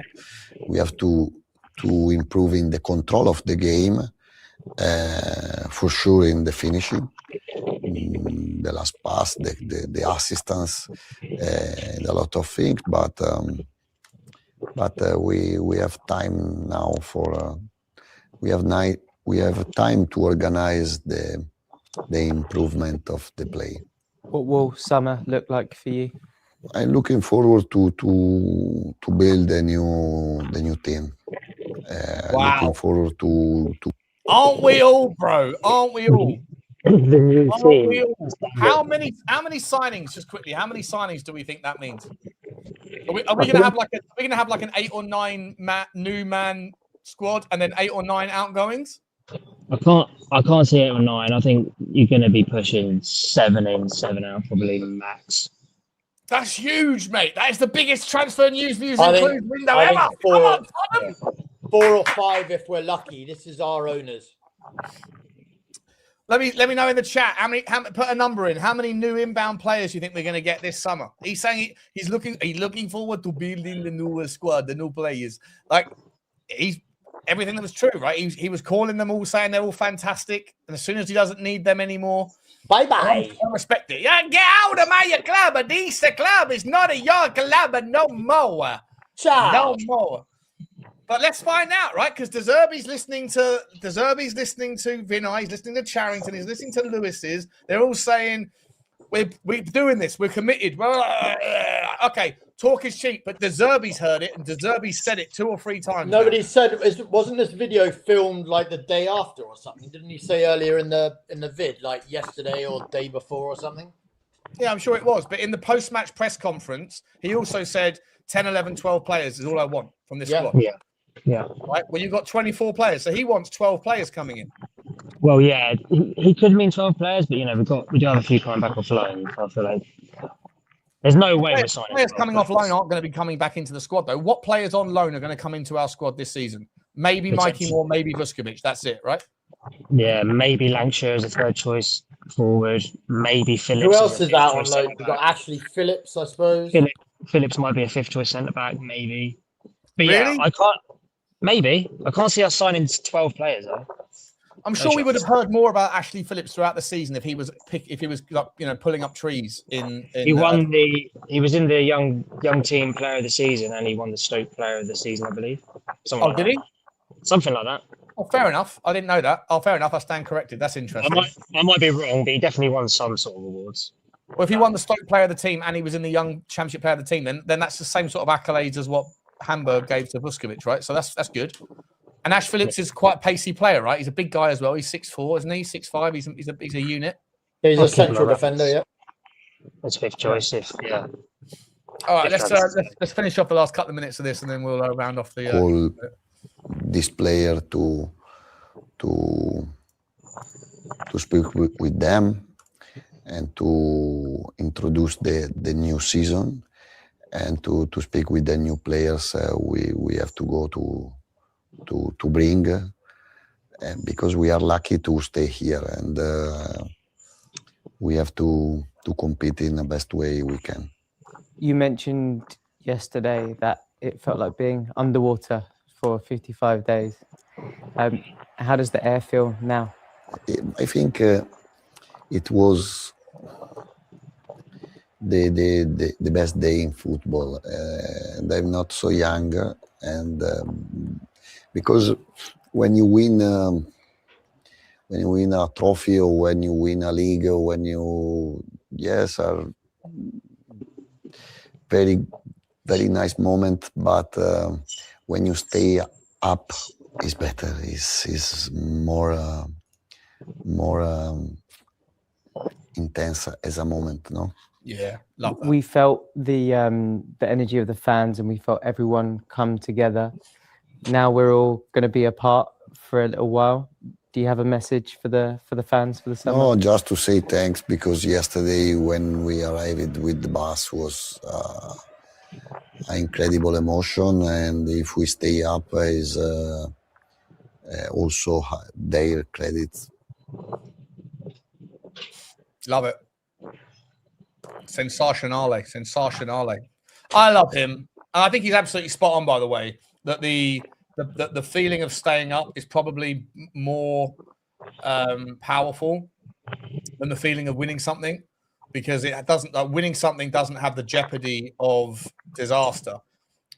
Just like I'm sure, like if you have a near-death experience, you survive a car crash or you have a heart attack when you're in your 30s or 40s or whatever else, or whatever, something happens, like maybe you almost lose your child or whatever else, maybe like that sort of thing probably leaves more of a meaningful mark on your character, on your personality, than if you win the lottery, because there's not the same level of jeopardy, right? Like people fear the worst rather than they expect the best. So like for him to make that comment, I think that's important. I think it's real. I think it's probably relevant, that the relief of what might have been not materializing. Probably like getting the all clear. If you think you're going to get cancer or something, you've been sent to the oncology department and you're terrified, and then they say, no, you're okay. It's not cancer. You just got a benign lump. We need to get rid of it, but you're okay. That feeling is probably more powerful than most other feelings you're going to go through in your life. So like I like the fact that he mentioned that, because I think that's probably absolutely spot on. I love him. I absolutely love him. And I think he's going to take us to the next fucking level. If these owners and if these current donuts, these pastries, these boulangerie merchants, Hugo, if these guys, make with the bread, make with the dough. There you go, little round off, right? What are you saying? Get your croissants out. Get your croissants for the lads. Well, in order to make bread, mate, you've got to have yeast and you've got to let it rise. And I would say that in Roberto De Zerbi, at least they've made a start by getting the right yeast. Yeah, there you go. Now they need to just sprinkle on a little bit of the sugar, a little bit of the magic, and let it rise, because otherwise it's just going to be more of the same, mate, where you're going to be left with a whole lot of yeast and nothing else. Yeah. I know it's early days, but sort of getting a very early feeling that he could be our sort of new Poch. Yeah, I agree. Could be the new Poch as well, mate. Could be the new Poch. Yeah, I think everyone's buying in. As I said, I put that video out the other day saying just go and check out that thing that was on on Twitter. First and foremost, the Kinsky revival, the redemption arc video, I thought was really powerful, and also just seeing that reaction when De Zerbi was like, people do that with their tongue when they're experiencing like unusual feelings. It's like a body language sign. I see it in poker a lot. People, whenever someone looks at their cards, if they do that, usually means they've got like aces or kings right under the thing. So like it's just a body language reaction, and you could see him doing that when the South Stand were singing his name and singing the song. So I think he became fully poised at that moment. Over to the owners, because they come out with a lot of strong talk. And we've heard all this shit before, but De Zerbi's expecting a massive summer. I'm expecting it too. It's going to be fun, and hopefully we're going to get in some players. The last question I just want to ask you, we've been going for 3 hours, so I'm sorry guys, taking up a hell of a lot of everyone's time. Just last quick question. There's a story out about John Stones, the Man City player. He's obviously out of it. He's injured a lot, but a quality player. He's out of contract. There's a lot of top players out of contract this summer. Vlahovic is one, I think. John Stones, I think Modric is out of contract. There's loads of them that are out of contract. John Stones specifically, would you guys be okay with him coming in? I would, yeah. Purely, I know he's injured a lot, but one, if Romero goes, I feel like he can. Well, that's obviously where he plays. Leadership, good to have in the dressing room. For me, if you can get him in on a free, I think it sort of alludes to the point a little bit of why has Tuchel taken Jordan Henderson in the England squad. You need players that might not play all the time, but are just good to be in the dressing room, might play a cup game here or there, might be able to fill in X, Y, Z games throughout the season, even if he plays, 15 matches, you'd say over a 40 minimum 40 game season, including 2 rounds of the cup. I feel like you need players that have been there and done it. I think he's won 20 trophies at Man City, which is absolutely bonkers. Yeah. If we want to bring in experience, I mean, who he kind of reminds me of when we signed him was when we picked up Woodgate from Real. Yeah, that's not a bad shout. Like that kind of experience, injury prone, but like on his day, he's an absolute boss. Yeah. That's a great shout. Yeah. Similar kind of, like. And I love Jonathan Woodgate. And Jonathan Woodgate's won the. I remember I was in. Carling Cup. Yeah, won the Carling Cup against Chelsea with that header. When we were, that's right. When I remember that. Losing at half time. I was at that game. Were you? Oh, nice. Speaking of being at somewhere, guys, just before we go, we've been going for 3 hours, so we're going to end off now. I do want to say a massive thank you to everyone that's been a part of it, because there's been 900 people here, give or take, for the entire stream for 3 hours, which is unbelievable stamina from all of you. I don't know where everyone lives, but I do think it would be awesome, super cool, if we could get together in the summer, hopefully in June, towards the end of June, something like that. I'll try and organise a place in London that can facilitate a nice park that maybe will allow us to do barbecue somewhere. Everyone bring down some football, like jumpers for goalposts, bring down the dogs, bring down your kids, just to get as many people as we can from the Tottenham community, get as many people from the chat down. Don't know where it will be. But I just like, if you guys are in London and you've got, well, not necessarily in London, I've already had, I know Hugo said he wants to come over for it. I've had Box Kev from California that reached out yesterday and said, let me know when it is and I'll definitely fly over. Can anybody just smash a 1 or 0 in the chat if you've got any interest? 1, if you're interested, I'll make sure I try to put it together. I'll take it more seriously. If everyone says not really interested, it's the summer, go fuck yourself, Sean, I'll see you in September, then I won't bother. But I don't think it needs to be the summer specifically, just to tell you that. Yeah, well, exactly. 100%. Australia for the Chelsea game, says the Burger King. I'd love to get over there. Hire the Tottenham Stadium. That'd be great. That'd be awesome.